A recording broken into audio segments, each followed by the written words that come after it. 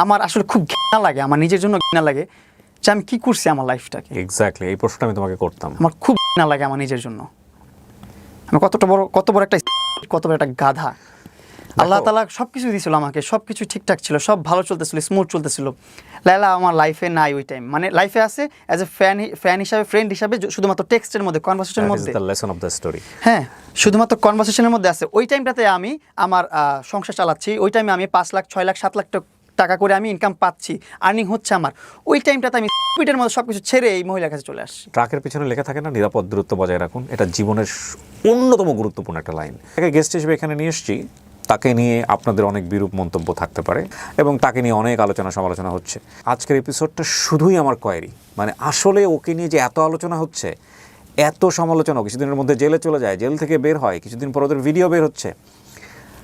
আমি এগুলো খণ্ড খণ্ডভাবে আমার চোখের সামনে, যেহেতু সোশ্যাল মিডিয়াতে আমি আছি, আমার সামনে এসছে। কিন্তু আমি আসলে আজকের এপিসোডটা শুধুমাত্র আমার ব্যক্তিগত তেষ্টা মেটানোর জন্য আমি ধারণ করছি। এই এপিসোডটা আমি রেকর্ড করতে চাই, আমি জানতে চাই ওর জীবনের গল্পটা আসলে কি।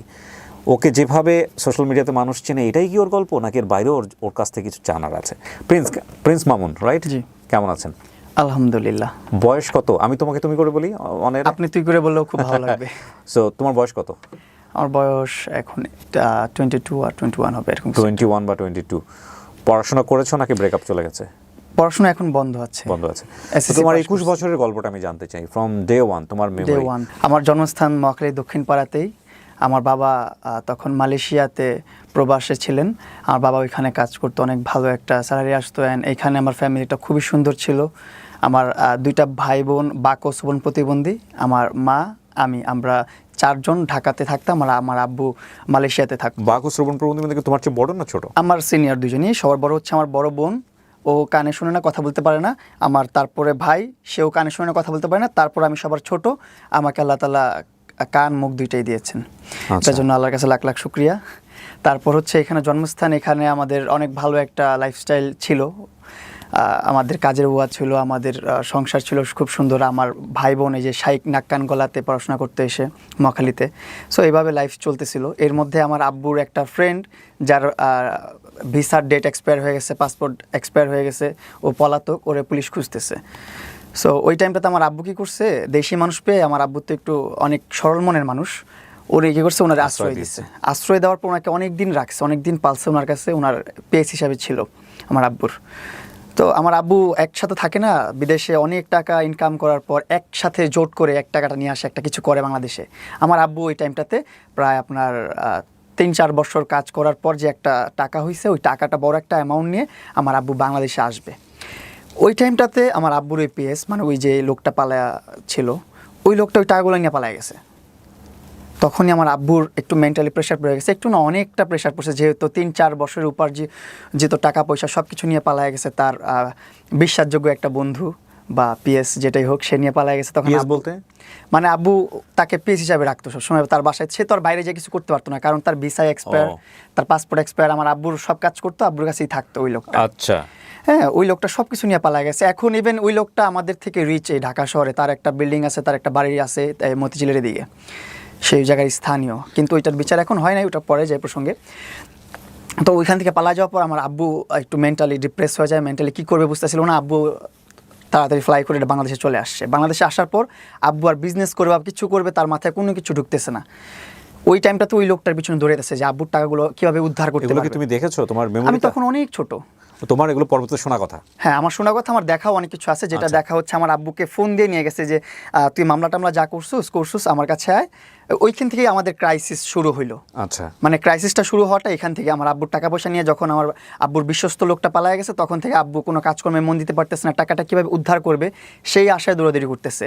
কিন্তু আব্বু টাকা তুলতে পারে নাই, তারা অনেক প্রভাব খাটাইছে বা টাকার অনেক মিসইউজ করছে, তাই আব্বু কিছু করতে পারে নাই। আব্বুকে একটা সময় ফোন দিছে, ফোন দিয়ে বলতেছে তুই আয়, মামলাগুলো তুলে নে, আমি তোর টাকাটা ব্যাক করে দিব।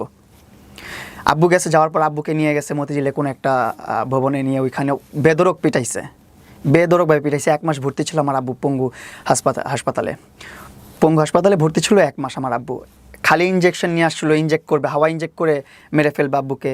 তারপর আপনার ছুরি নিয়ে আসছে, রক কেটে দিবে, এগুলো করবে। সেগুলো আমার আব্বু অনেক আকুতি মিনতি করে যে আমি তোর নামে আর কোনো অভিযোগ নেই, কিছু রাখবো না, আমার জানটা ভিক্ষা দে তুই। পরে আমার আব্বুর জানটা ভিক্ষা দেওয়া হয়েছে। এটা আমার নিজের চোখে দেখা। তখন আমার বয়স 5-6 বছর এরকম কিছু একটা। তখন আমি সব বুঝি, টুটি দেখি। আব্বু এই বিষয়গুলোর পরপর আস্তে আস্তে আমরা আমাদের মতন করে আবার সুন্দরভাবে সংসার গুছালাম। আমাদের একটা কাপড়ের দোকান ছিল, যেখানে A to Z পায়ের মোজা থেকে শুরু করে একটা নারী পুরুষের যত ধরনের কাপড় প্রয়োজন, শুধুমাত্র কাফনের কাপড়টা বাদ দিয়ে সব ধরনের কাপড় আমাদের দোকানে ছিল। ব্রাইটিস আইটেম। কোথায় এটা দোকান ছিল? এটা টেন্টি বাজারে। ওইখানে আমাদের দোকান ছিল। দেন ওই দোকানটা আস্তে আস্তে রান করতে করতে ওই দোকানটা ছোট থেকে প্রথমে এতটুকু ছিল, একটা খাট ছিল, তারপর একটু বড় হলো, তারপর আরেকটু বড় হলো, তারপর একটা বড় একটা দোকান হলো। এভাবে করে আমাদের একটা কনফেকশনারি দোকানও ছিল। সেই দোকানটাও অনেক সুন্দর ছিল। ওইখানেও আমি বসতাম, আমি সময় দিতাম। আমি পড়াশোনা করতাম আপনাদের এখানে মহাখালী আব্দুল হামিদ দর্জি সরকারি প্রাথমিক বিদ্যালয়ে। এখান থেকে আবার মহাখালী মডেল হাই স্কুলে পড়াশোনা করছি। তারপর টেন্টি বালক উচ্চ বিদ্যালয়ে, সেখানে পড়াশোনা করছি আমি। এই আমার পড়াশোনার যাত্রা এখানে। আমার বড় হওয়াই, ছোট থেকে বড় হওয়া মহাখালী, ওয়ারলেস, টেন্টি, এগুলোর মধ্যেই। এই হচ্ছে আমার জার্নিটা। এর মধ্যে ভালোই চলতেছিল সব কিছু, ফ্যামিলিও সুন্দর চলতেছে ওই টাইমটাতে। দুইটা দোকান আমাদের, একটা কনফেকশনারি, একটা কাপড়ের দোকান, বাস্তবিতান। তো এই দুইটা নিয়ে আমাদের খুব ভালো চলতেছে লাইফটা। দোকানে বসতো কে? বাবা বসতো একটাই, আম্মু বসতো একটা। আবার আমি যেটাতে যখন সময় দিতে পারতাম, আব্বু খেতে গেলে আমি বসে থাকতাম, আম্মু খেতে গেলে আমি বসে থাকতাম, আমার ভাই বোনরা বসে থাকতো। তোমার যে দুই ভাই বোন যারা, ওরা শুধু সিসি ক্যামেরার মতন বসে থাকতো দোকানে, আর কথাবার্তা আমি বলতাম, ব্যবসা বাণিজ্য আমি করতাম ছোটবেলা থেকেই। মানে ওদের সাথে কমিউনিকেশন ওরা কি বুঝে? ওদের সাথে কি? হ্যাঁ, ওদের সাথে সাইন ল্যাঙ্গুয়েজে কথা বলতো, সেটা আমি প্রপারলি বুঝি, প্রপার কথা বলতে পারি ওর সাথে। আচ্ছা। হ্যাঁ, এই ছোটবেলা থেকে এইভাবেই চলতেছিল। এর মধ্যে চলে আসলো আমার লাইফে তোমার বর্তমান যে অবস্থা, জি, এটা সম্পর্কে ওরা দুজন অবহিত, জানে যে তোমাকে নিয়ে কি হচ্ছে? হ্যাঁ, ওরা খুব আফসোস করতেছে। এবং ওদের সাইন ল্যাঙ্গুয়েজের, ওদের বাক ও শ্রবণ প্রতিবন্ধীর যে একটা কমিউনিটি আছে, ফুল কমিউনিটিটা আমাকে সাপোর্ট করে। সবাই জানে, দেখতেছে কি হচ্ছে। ওরা তো বোবা মানুষ, ওরা তো বাক ও শ্রবণ প্রতিবন্ধী, ওরা তো দেখে, রিয়েলটা দেখতেছে, বুঝতেছে। ওরা সব মানে অ্যানালাইজ করে বলতেছে সব, মানে ওদের পুরো কমিউনিটি ওই মহিলাটাকে ধিক্কার জানায়, পুরো কমিউনিটি। কারণ সবাই আমার ছোট থেকে স্ট্রাগল দেখছে, আমার ভাই বোনের স্ট্রাগল দেখছে। ওরা জানে যে আমার ফ্যামিলিটা কত স্ট্রাগল করে এ পর্যন্ত আসছে। তো ওই টাইমটাতে আমার জীবনে আসে টিকটক। মানে আমার ফ্রেন্ডসরা কিভাবে আসলো? মানে আমার ফ্রেন্ডসরা মজা করে এসে সামনে এসে এমনি দেখাইতো, দেখ মামুন কত সুন্দর সুন্দর ভিডিও, এই দেখ মেয়েদের সাথে ডুয়েট করা যায়, এটা করা যায়, সেটা করা যায়। এই জিনিসগুলো অনেক মজা লাগতো তখন দেখতাম। টিকটক না লাইকি? টিকটক, জি। প্রথম টিকটকে দেখলাম, দেখার পরে ও আমার বন্ধু ভিডিও করতো, আমি ভিডিও করতাম না। ইসমাইল নামের একটা বন্ধু ছিল, ও ভিডিও করতো। ও ভিডিও করে দেখাইতো, আমাকে নিয়ে ডুয়েট করতে দেখতাম, ভালোই লাগতো। তখন বললাম যে ওর মোবাইল দিয়ে করতেছে, আমার মোবাইল দিয়ে আমি ট্রাই করি। তা আমার মোবাইল দিয়ে আমি ট্রাই করলাম, রেসপন্স পেলাম না ওরকমভাবে। সেলফি ভিডিও, কোন ক্লাসে পড়ো? এমন কিছু 80 পড়ি। ওকে। তো 80 পড়ি ওই টাইমটাতে। হ্যাঁ, রাইট, 80 পড়ি, মহাখালী মডেল হাই স্কুলে পড়ি তখন আমি। তো ওই টাইমটাতে ওই স্কুল ড্রেস পরাও আমার ভিডিও আছে, এই জন্য মনে পড়লো। স্কুল ড্রেস পরাই প্রথম ভিডিও। আমি পাশে বসে বসে মোবাইল টিপতেছি, আমার বন্ধু ড্রেস পরে আছে, আমি ড্রেস পরে আছি, এভাবে ভিডিও নিচ্ছে। আমার ক্লাস ফ্রেন্ড ছিল। গানের সাথে লিপসিং করা? হ্যাঁ, গানের সাথে লিপসিং করা, মেয়েদের সাথে ডুয়েট করাটা। তো ওই ডুয়েট করাটা আমরাও ডুয়েট করতাম। কখনো ভাবি নাই যে একাকিত্বভাবে, ইন্ডিপেন্ডেন্ট ভাবে কন্টেন্ট করবো বা সোলো কন্টেন্ট করবো। ফান, মেয়েদের সাথে ডুয়েট করা। এই ডুয়েট কি এখন আছে টিকটকে? না বোধহয় আছে, এখন যে আছে। কেউ চাইলে ডুয়েট করতে পারে। সো ওইরকম ডুয়েট করতেছে, আমিও ডুয়েট করলাম অনেকদিন। দেখি মানুষ রেসপন্স করে না ডুয়েট ভিডিওগুলো। পরে আস্তে আস্তে চিন্তা ভাবনা করলাম যে কীভাবে নিজের ভিডিওগুলো কোয়ালিটি আপ করা যায়, কীভাবে নিজের ভিডিওগুলো মানুষের সামনে নেওয়া যায়। তখন আমি সিঙ্গেল ভিডিও করা শুরু করলাম। তারপর ডান্সের ভিডিও দিলাম। ডান্সের ভিডিও দেওয়ার পর আমার ভিডিও দেখি রিচ বাড়তেছে। ডান্স কি তুমি আগে থেকেই করতে? আমি ছোটোবেলা থেকে ডান্স করি। আমি টিকটকে আসার আগে থেকে ডান্স করি। আমি যখন থেকে বুঝি, মানে বলতে পারেন এক কথায় না অবুঝ থেকেই আমি ডান্স করি। মানুষের ডান্স দেখতাম, দেখে ওইটাই আমি নাচতাম। হোক আর না হোক আমি ডান্স করতাম। মানুষটা দেখে আমি ডান্স শিখতাম ছোটোবেলা থেকেই। যত ভালো ভালো ডান্সের ভিডিও আছে ইউটিউবে, ওইগুলো দেখতাম বসে বসে মনোযোগ দিয়ে। হেডফোন একটা লাগায়, বাটন মোবাইল একটা ধরে দেখতাম, শিখতাম। বাসায় বসে বসে একা রিহার্সাল করতাম। একাই ডান্স শেখা হইলো। এভাবে ডান্স করতাম। আমি টিকটকের আগেও ডান্স করতাম। এইখানে যেতাম, ওইখানে যেতাম, বরিশাল যেতাম, কুমিল্লা যেতাম, প্রোগ্রাম করতে যেতাম, ডান্সের প্রোগ্রাম করতে। এটাও একটা লাইফ ছিল আমার। এটা টিকটকে আসার আগের লাইফ, যে যে কোনো দেশের, যে কোনো গ্রামের, যে কোনো জেলায় যেতাম আমি ডান্স করতে। যে কোনো গায়ে হলুদ, বার্থডে, যে কোনো প্রোগ্রাম, এবার যেখানে সাউন্ড বক্স থাকে, স্টেজ থাকে, সেখানে প্রোগ্রাম করতে যেতাম। সেখানে 2000 টাকা, 4000 টাকা, 5000 টাকা, 10,000 টাকা এরকম কন্ট্যাক্ট করে চলে যেতাম গ্রুপ নিয়ে, 2-3 জন বন্ধু বান্ধব নিয়ে। আমি একটা গ্রুপ ছিল, আমার একটা ডান্স স্কুলও ছিল।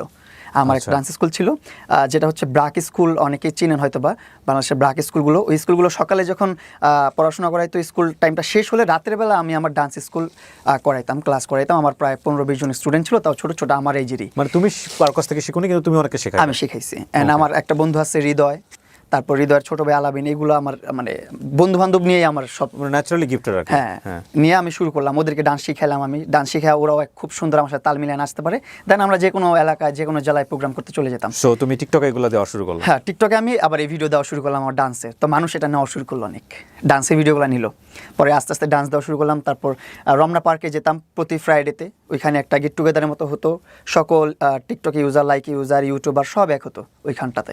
তো ওইখানে যে আমি ভিডিও করতাম, ভিডিও করার আস্তে আস্তে আস্তে ওইখানে চিনলাম কি লাইকি অ্যাপ। মানুষ এসে ভিডিও করতেছে আমার সাথে, মানে তখন আমি মোটামুটি একটু পাবলিক ফিগার, মানুষ এসে আমার সাথে ভিডিও করে, সেলফি নেয়। যখন মানুষ ভিডিও করতেছে আমার সাথে, তখন আমি দেখতেছি এটা কি অ্যাপস, এটা তো টিকটক না, এটা তো আমি কখনো চিনি নাই, ড্যাশবোর্ডটা তো আমি চিনি না, এটা কি ড্যাশবোর্ড, এটা কি অ্যাপস। পরে বলতেছে ভাই এটা লাইকি অ্যাপ। বললাম ও আচ্ছা। আবার গেলাম, আবার দেখতেছি এরকম অনেক মানুষ টিকটকের চেয়ে বেশি লাইক ইউজ করতেছে। তো তখন আমি আমার লাইকিতে সুইচ করলাম, যে লাইকিতে একটা অ্যাকাউন্ট খোলা দরকার, দেখি কি হয় ওইখানে, যেহেতু টিকটকের মতোই একটা প্ল্যাটফর্ম। তো লাইকিতে যখন আপলোড করলাম আমার ডান্সের ভিডিও, খুব ভালো রেসপন্স। রাতে আপলোড করছি, সকালবেলা দেখি 9 লক্ষ প্লাস ভিউ একটা ভিডিওতে। এটা পেয়ে তো আমি খুবই খুশি। মানে যেখানে আমার ভিউ আসে 1.5 লাখ, 2 লাখ, 2.5 লাখ, 3 লাখ, ওইখানে ডান্সের ভিডিওতে লাইকিতে চলে আসছে 9 লাখ, একটু পরে দেখে মিলিয়ন। তখন খুব ইন্সপায়ার হলাম আসলে, যে না, কন্টেন্ট করতে হবে, ভিডিও আপলোড করতে হবে। তখন আমি লাইকিতে রেগুলারলি ভিডিও আপলোড করতাম, ডেইলি 15 থেকে 20টা ভিডিও আপলোড করতাম, ডান্সের video, action video, slow motion video. 15 থেকে 20টা? তুমি দোকান টোকান বন্ধ করে দিয়ে এগুলোই করতা? হ্যাঁ, আমি দোকান তো আর আমার দিয়ে চলে না, আমার উপর নির্ভর না। আচ্ছা। আমি হচ্ছে যে টাইম পাস করে, আমি ওনাদের যখন খাওয়ার সময় হতো বা তাদের একটু রেস্ট টাইম হতো, ওই টাইমটাতে আমি দেখার জন্য বসতাম। আচ্ছা। অতটা মেজর আমি না। মানে বাবা বসতো বেসিক্যালি? বাবা বসতো, আম্মু বসতো, দুই দোকানে দুজন বসতো। ওকে। তো এইভাবে চলতেছিল লাইফটা। এই ভিডিও করতে করতে যখন আমি লাইকিতে লাইভ শুরু করলাম, দেখলাম লাইকিতে লাইভের একটা অপশন আছে, যেখানে লাইভ করলে একটা টাস্ক দেওয়া হয় যে তুমি 30 দিনে 15 দিন ইফেক্টিভ ডে লাগবে, 15 দিনে তুমি 20,000 গিফট কাউন্ট করতে পারো, বা 40,000, 60,000, 1 লাখ, 2 লাখ, 50 লাখ, 5 লাখ, যত লাখ ইচ্ছা তোমার কাউন্ট করতে পারো। যেই গিফটটা তুমি রিসিভ করবা তার ডাবল তুমি কোম্পানি থেকে ব্যাক পাবা, আরও মানে টাকা দিবে তোমাকে? টাকা দিবে, রাইট। তারপর লাইকি অ্যাপস টাকা দেয়, স্যালারি দেয় ওইটা। তো এটা পেয়ে তো আরো ভালো হলো। প্রথম মাসেই আমার প্রায় 50,000 রিসিভিং হয়ে গেছে। 15 দিন প্লাস, মানে 20-25 দিন ইফেক্টিভ ডে হয়ে গেছে। যেখানে লাগে 15 দিন, আমি 20 দিনের প্লাস দিয়ে দিছি। 40 ঘন্টা লাইভ লাগে, আমি তারও বেশি দিয়ে দিছি। প্রতিদিন 5 ঘন্টা 6 ঘন্টা লাইভ করে ফেলছি আমি। সো এইভাবে আমার লাইভে এক মাসে ইনকাম চলে আসলো 60,000 টাকা। এটা পেয়ে আমি আমার বাবা মাকে বলতেছি, বাবা মা সব বাদ দাও, এখানে ব্যবসা বাণিজ্য আর কিছু করা লাগবে না, সব ক্লোজ, এখন থেকে ফ্যামিলি আমি রান করবো, আমি সব দেখবো, চলো আমরা আমাদের মতন করে মুভ অন করি, আমরা আমাদের মতন করে সুন্দর লাইফ লিড করব। তুমি তখন ক্লাস 8-এ পড়ো? হ্যাঁ, ক্লাস 8-এ পড়ি তখন আমি। ক্লাস 8-এ পড়ে একটা বাচ্চার কাছে প্রথম মাসে 60,000 টাকা আসা এই লাইকি থেকে, এটা আপনি বুঝতেই পারতেছেন যে ওর মাথা খারাপ করার জন্য that is enough money actually. Okay, হ্যাঁ, তারপর দেন ওইখান থেকে আমি বের হয়ে আসলাম। সাইদনগরে আমরা বাসা নিলাম, নতুন বাজার সাইদনগর 100 ফিটে। ওইখানে একটা ফ্ল্যাট নিয়ে আমার ফ্যামিলি। তোমার বাবা মা তোমাকে অনেক লাভ করে? অনেক লাভ করে, আমি আমার বাবা মাকে অনেক লাভ করি। আর এই দুনিয়াতে যত সংগ্রাম আছে সবকিছু আমার ফ্যামিলির জন্য, আমার বাবা মার জন্য। এটা আমি কেন বললাম, কারণ দেখেন বাসা যে চেঞ্জ করলা, এটা কি তোমার কথা শুনে চেঞ্জ করছে তারা? হ্যাঁ, আমার কথা শুনি। মানে কোথা থেকে টাকা আসতেছে, কি করতেছে, কোনো কিছু হিসাব করে নাই তারা? চিন্তা করে দেখছে তারা, আমি তো সারাদিন লাইভ করি, তখন তারা দেখতেছে যে সারাদিন কি করে মোবাইলে। আচ্ছা। আমি প্রতিদিন লাইভ, আমার আম্মু আমাকে ফুল সাপোর্ট করতো। আমার আম্মু আমি যখন বের হতাম বাসা থেকে, আমি সকালে বের হতাম, দুপুরের খাবার খেতাম না, কিচ্ছু করতাম না, 50 টাকা 100 টাকা পকেটে নিয়ে বের হতাম, বাইরে যে সিঙ্গারা খেতাম, এটা খেতাম, সেটা খেতাম, এইভাবে করে আমার লাইফটা চলতো। তখন ভিডিও করতাম, তো অনেক ভিডিও করতাম, সকালে বের হলে সন্ধ্যাবেলা বাসা ফিরতাম, দুপুরের খাবারের হাতে মাঠে ঘাটে বিভিন্ন জায়গায় ভিডিও করতাম, সব জায়গায় যেখানে যেভাবে পারতাম।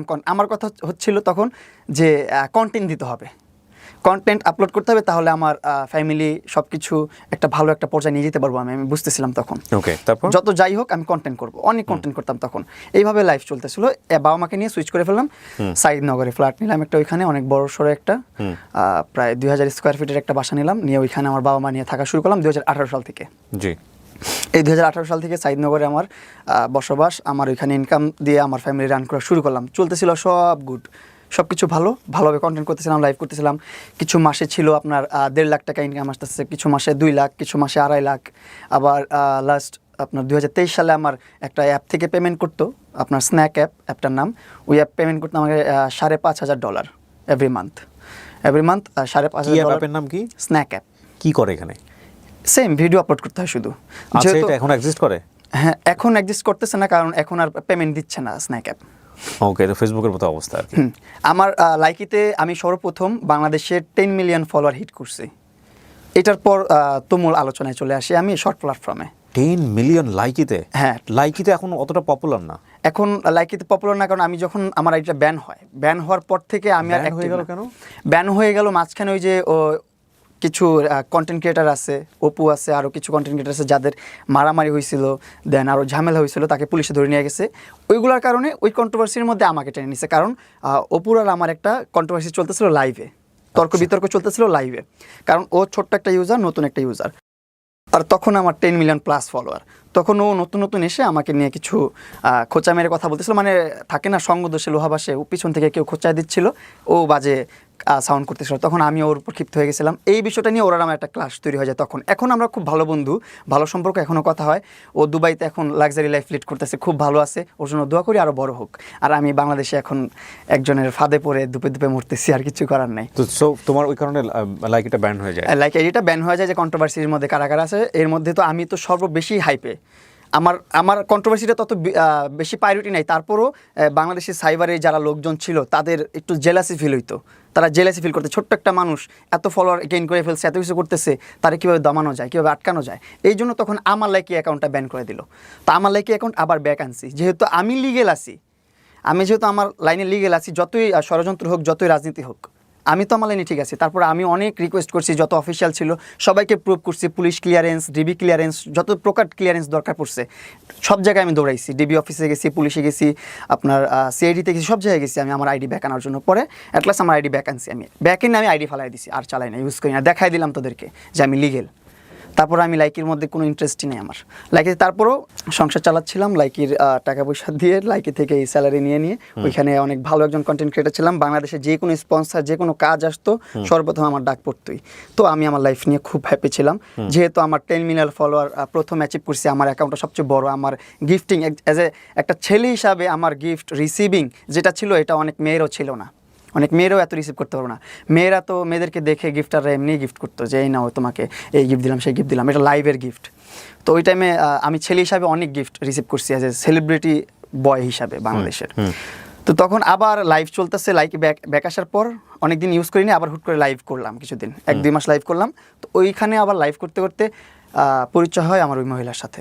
আমি ইনস্টাগ্রামে লাইভ করি, লাইকিতে লাইভ করি, যেখানেই লাইভ করি একটা নাম সবসময় কমেন্টস করতো, আর কমেন্টসের সাথে পার্পল হার্ট, ব্লু হার্ট, মানে ব্যতিক্রম ইমোজি ইউজ করতো, যেগুলো চোখে পড়তো, নোট আউট হওয়ার মতন ইমোজি ইউজ করতো। এটা কি লাইকিতে? লাইকিতে, ইনস্টাগ্রামে, দুই জায়গাতে, যেখানে আমি লাইভ করি, যেখানে আমি ভিডিও পোস্ট করি, ভিডিও পোস্ট করলো মাইকিং মাই এটা ওইটা সেটা, ও এভাবেই কমেন্ট করেছে। যখন অপরিচিত, তো সেই অবস্থাতেও ও আমাকে মাইকিং, মাই সুপারস্টার, এটা ওইটা সেটা এগুলো কমেন্টস করতো। তো এগুলো খুব টাচি লাগে আমার কাছে, যে না মেয়েটা বা এই মহিলাটা খুবই ভালো, আমাকে ভালো ওয়েল উইশার, গুড উইশার, আমি একটু সাপোর্ট করি। কী চায় একটা ফ্যান, কী চায় একটা ইনফ্লুয়েন্সারের কাছ থেকে, একটু অ্যাটেনশন চায়। তো আমি একটু অ্যাটেনশন দিলাম, লাইভ একদিন কলে নিলাম, নেওয়ার পর সে আমাকে তার বাসার পেটস দেখাচ্ছে, পাখি আছে, ডগি আছে, এটা আছে সেটা আছে, সে আমাকে এগুলো দেখাচ্ছে। তখন আমি আবার, এখনও পেটস লাভার, আমি পেটস খুব ভালোবাসি। আমার বাসায় 5টা ডগি আছে, তারপর পাখি আছে, এগুলো আমি পালি, আমার খুব পছন্দ, আমার মাও পছন্দ করে এগুলো। ওর সাথে কথা হতে কনভারসেশনের মধ্যে ও আমার বাসায় একটা পাপি পাঠিয়ে দিছে, ছোট্ট একটা ডগি। বাসার ঠিকানা জানতো? হ্যাঁ, ওই যে কথা হচ্ছে মোবাইলে তখন, তোমার বাসা কোথায়, আমার বাসা এখানে, হ্যাঁ আমার বাসা এখানে, তোমার বাসা ওইখানে, এগুলো সব কথা হচ্ছে। ওর সাথে কথা বলার ইন্টারেস্টটা ওই পেটস নিয়েই, যে ওর বাসায় অনেকগুলো পেটস আছে, আমি একটু কথা বলি ওর সাথে, পেটস নিয়ে অনেক আইডিয়া পাবো আমি। ও শিজু ব্রিডের ডগ দেখাচ্ছে, লাসা ব্রিডের ডগ দেখাচ্ছে, এই টিয়া পাখি, ওই টিয়া পাখি, এই ময়না পাখি, এই পাখি, ওই পাখি, সব আমাকে ডিটেলস দেখাচ্ছে। পরের দিনই আমি যখন আমার ইন্টারেস্ট ওরে শো করলাম যে আমি আসলে ইন্টারেস্টেড ডগ পালতে বা পেটস পালতে, তারপরেও আমার বাসায় একটা পেটস পাঠিয়ে দিয়েছে। তখন আমি খুব ইমপ্রেস হলাম, আসলে কি চাইলাম, না চাইতে চলে আসলো, এখনও চাইলাম না, আমি পছন্দ করি, জাস্ট এতেই চলে আসছে। এই একটু ওর দিকে একটু অ্যাটেনশন গেল। যাওয়ার পরে এই ডগিটাকে, ছোট্ট একটা ডগি পাঠাইছিল, সেটার বয়স তখন 30 দিন। ওইটাকে আমি পেলে বড় করছি, এখনও আছে আমার কাছে, আমি পালি, বাচ্চার মতোই পালি এখনও, আমার সন্তানের মতো।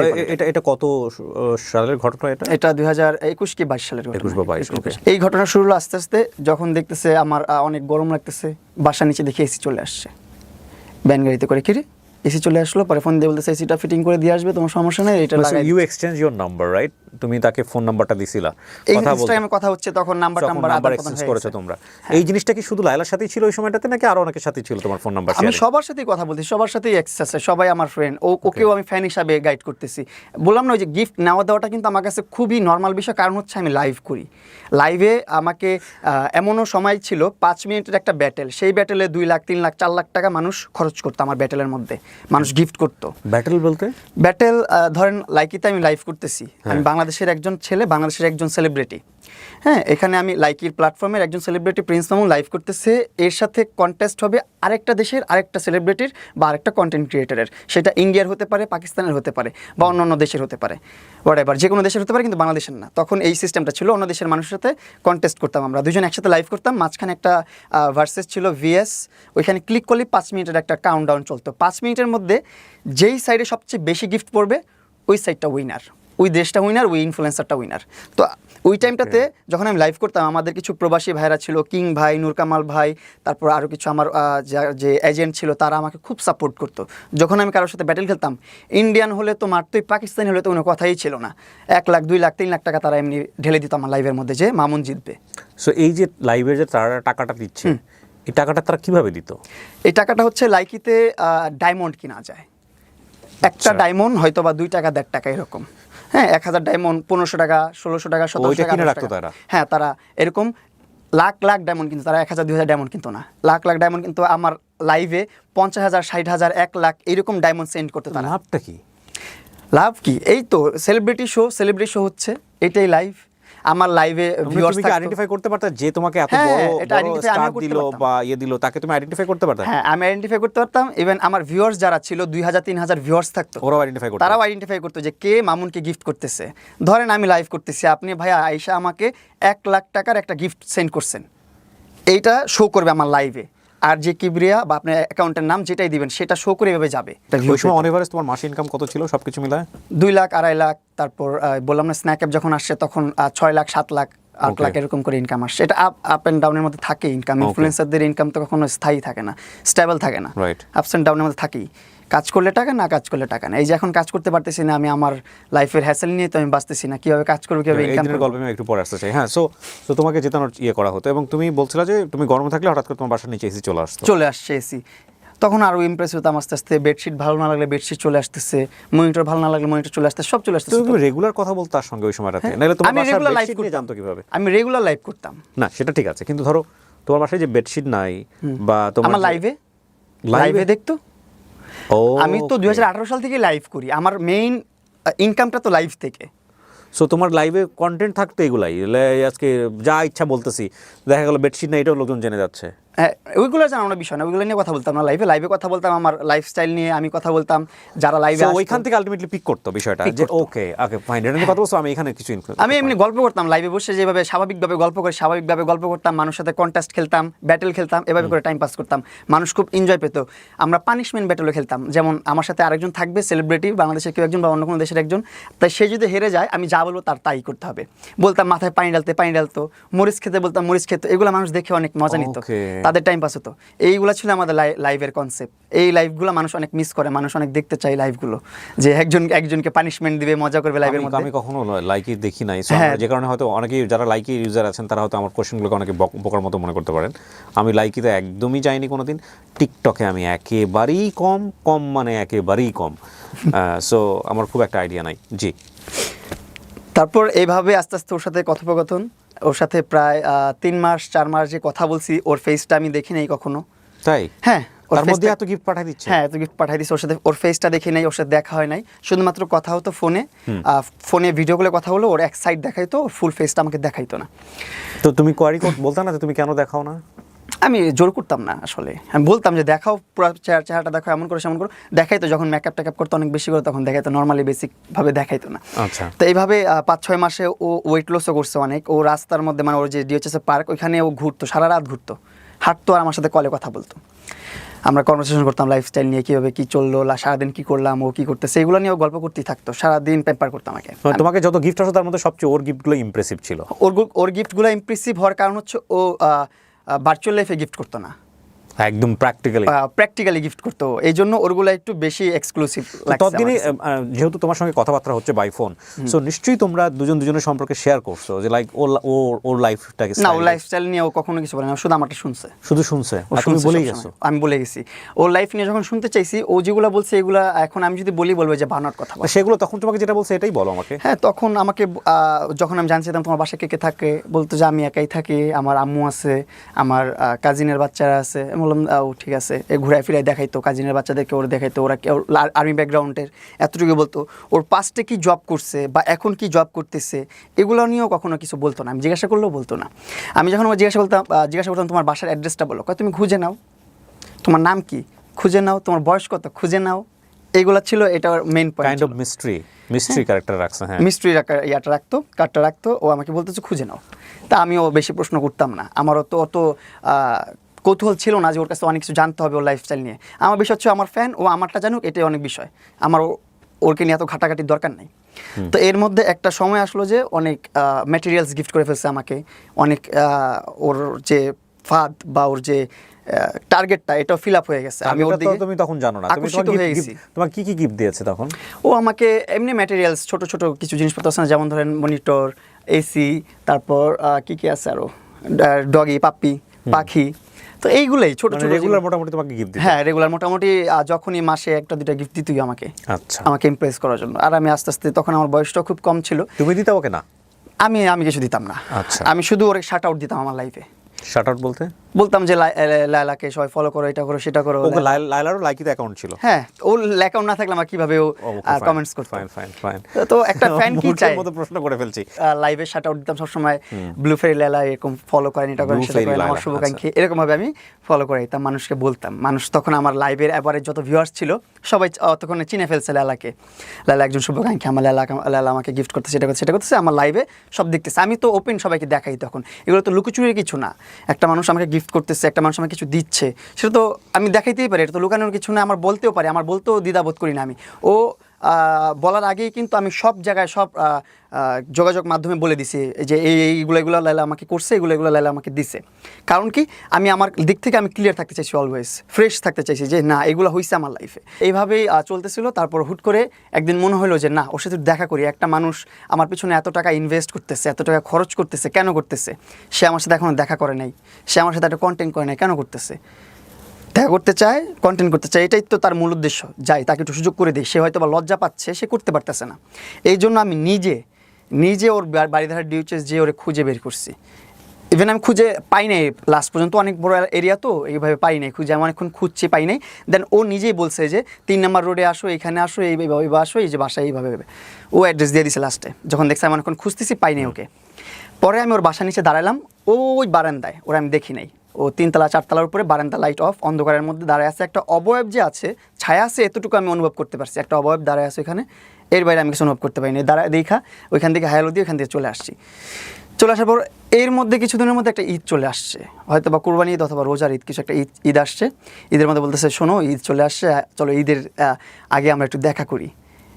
ঈদ চলে আসছে, দেখা না করলে কেমন দেখা যায়? ঠিক আছে, সমস্যা নেই, আমি তো দেখা করতেই চাচ্ছি তোমার সাথে। আমি তো চাচ্ছি তোমাকে একটু অ্যাটেনশন দিই, তোমাকে একটু সময় দিই, তোমাকে একটু ভিডিও করে দিই, সময় দিই। আমি চাচ্ছি নিজে থেকেই, কারণ তুমি এত টাকা ইনভেস্ট করতেছো আমার পিছনে, অবশ্যই কিছু কোনো না কোনো একটা উদ্দেশ্য তো আছে। কিন্তু উদ্দেশ্যটা যে এত ভয়ঙ্কর, এটা আমি বুঝতে পারিনি ওই সময়। তারপর ওর কাছে আসলাম, ওর বাসায়, ওর ছাদে নিয়ে গেছে। ছাদে একদম অন্ধকার, মাস্ক পরে বসে আছে। ওর সাথে কনভারসেশন, এখানে কথা বললাম একটু, হাই হ্যালো, কেমন আছো, এইটাই। পরে ওইখানে একটা ফ্রেন্ডলি হাক দিলাম। মাস্ক পরে বসে আছে বলতে? অন্ধকারের মধ্যে মাস্ক চলতেছে, করোনার পর। আচ্ছা, মানে মাস্ক পরাটা যুক্তিযুক্ত ছিল নাকি তোমার কাছ থেকে ফেসটা হাইড করতে চাচ্ছে? ফেসটা হাইড করাটাই মনে করি যুক্তিযুক্ত, কারণ হচ্ছে ওইখানে ছাদের মধ্যে ওর আমি ছাড়া কেউ নেই, ওইখানে করোনার আর কি আছে। তো ওইখানে একটা ফ্রেন্ডলি একটা হাগ হওয়ার পর বাই চলে আসছি আমি, আমার মতন ওর মতন ছিল। কি কনভারসেশন হয় ওই সময় বসে তোমাদের? কেমন আছো, ভালো আছো, মানে নর্মাল কনভারসেশন যেটা। এটাই তোমাদের প্রথম দেখা? হ্যাঁ, প্রথম দেখা, অন্ধকারের ছাদের মধ্যে প্রথম দেখা। তারপর ওইখান থেকে চলে আসলাম। তারপর আবার যখন দেখা হয় তখনও ছাদের উপরেই, অন্ধকারের মধ্যে। ওকে, ওটা ওদেরই বাসা ছিল? ওদেরই বাসা ছিল, হ্যাঁ। এখন যে বাসাটা আছে, এই বাসার ছাদে। তারপর ও অনেক কিছু পরিকল্পনা করে রাখছিল, অনেক কিছুই করছে, অনেক কিছু হয়েছে। দেন ওইখান থেকে আমি আমার বাসায় চলে গেছি। অনেক কিছু হয়েছে বলতে কি, মানে আমি জানি তোমাদের দুজনের সম্পর্কটা কি, বাট তোমার ইচ্ছার বিরুদ্ধে তো হয়নি, তোমারও তো ইচ্ছা ছিল। না, আমার ইচ্ছার বিরুদ্ধে কেন হবে? আমি তো তখন আমি অনেক ম্যানিপুলেট হয়ে গেছি ওই টাইমটাতে। আমার কথা হচ্ছে ওকে কিভাবে স্যাটিসফাইড করা যায়, ওকে কিভাবে খুশি করা যায়। মানে খুশি করার কথা চিন্তা করতেছো কেন? খুশি চিন্তা করতেছি কারণ ও একজন ডাইহার্ড ফ্যান, আমাকে এত কিছু রিয়েল লাইফে গিফট করতেছে, এত কিছু করতেছে আমার জন্য, কোনো না কোনো একটা উদ্দেশ্য তো আছে। এক হচ্ছে দেখা করতে হবে, নাহলে ভিডিও করে দিতে হবে, নাহলে একটা ইনফ্লুয়েন্সারের পিছনে একটা মানুষ কেন ব্যাকআপে থেকে এত টাকা ইনভেস্ট করবে? মামুন এই কথাটা চিন্তা ভাবনা মামুন করে। একটা কথা জি, বলি, জি। সেটা হচ্ছে আমরা যারা ছেলেরা, জি। একটা ছেলেকে অনেক বেটার আমরা বুঝবো। বুঝি। আর তোমার বয়সটা আমি পার করে আসছি, 20-21 বছর সম্পর্কে আমার আইডিয়া আছে। তখন আমার 20-21 না, তখন মনে হয় 17 বছর বয়স। তাহলে তো এটা আরো ডেঞ্জারাস বয়স। প্রথম কথা, বয়স সন্ধি কালে ছিল তুমি। আর যার কথা আসছে ভদ্রমহিলা, তখন তো তিনি আলটিমেটলি কত, খুব বেশি তখন 45 এর মতো বয়স।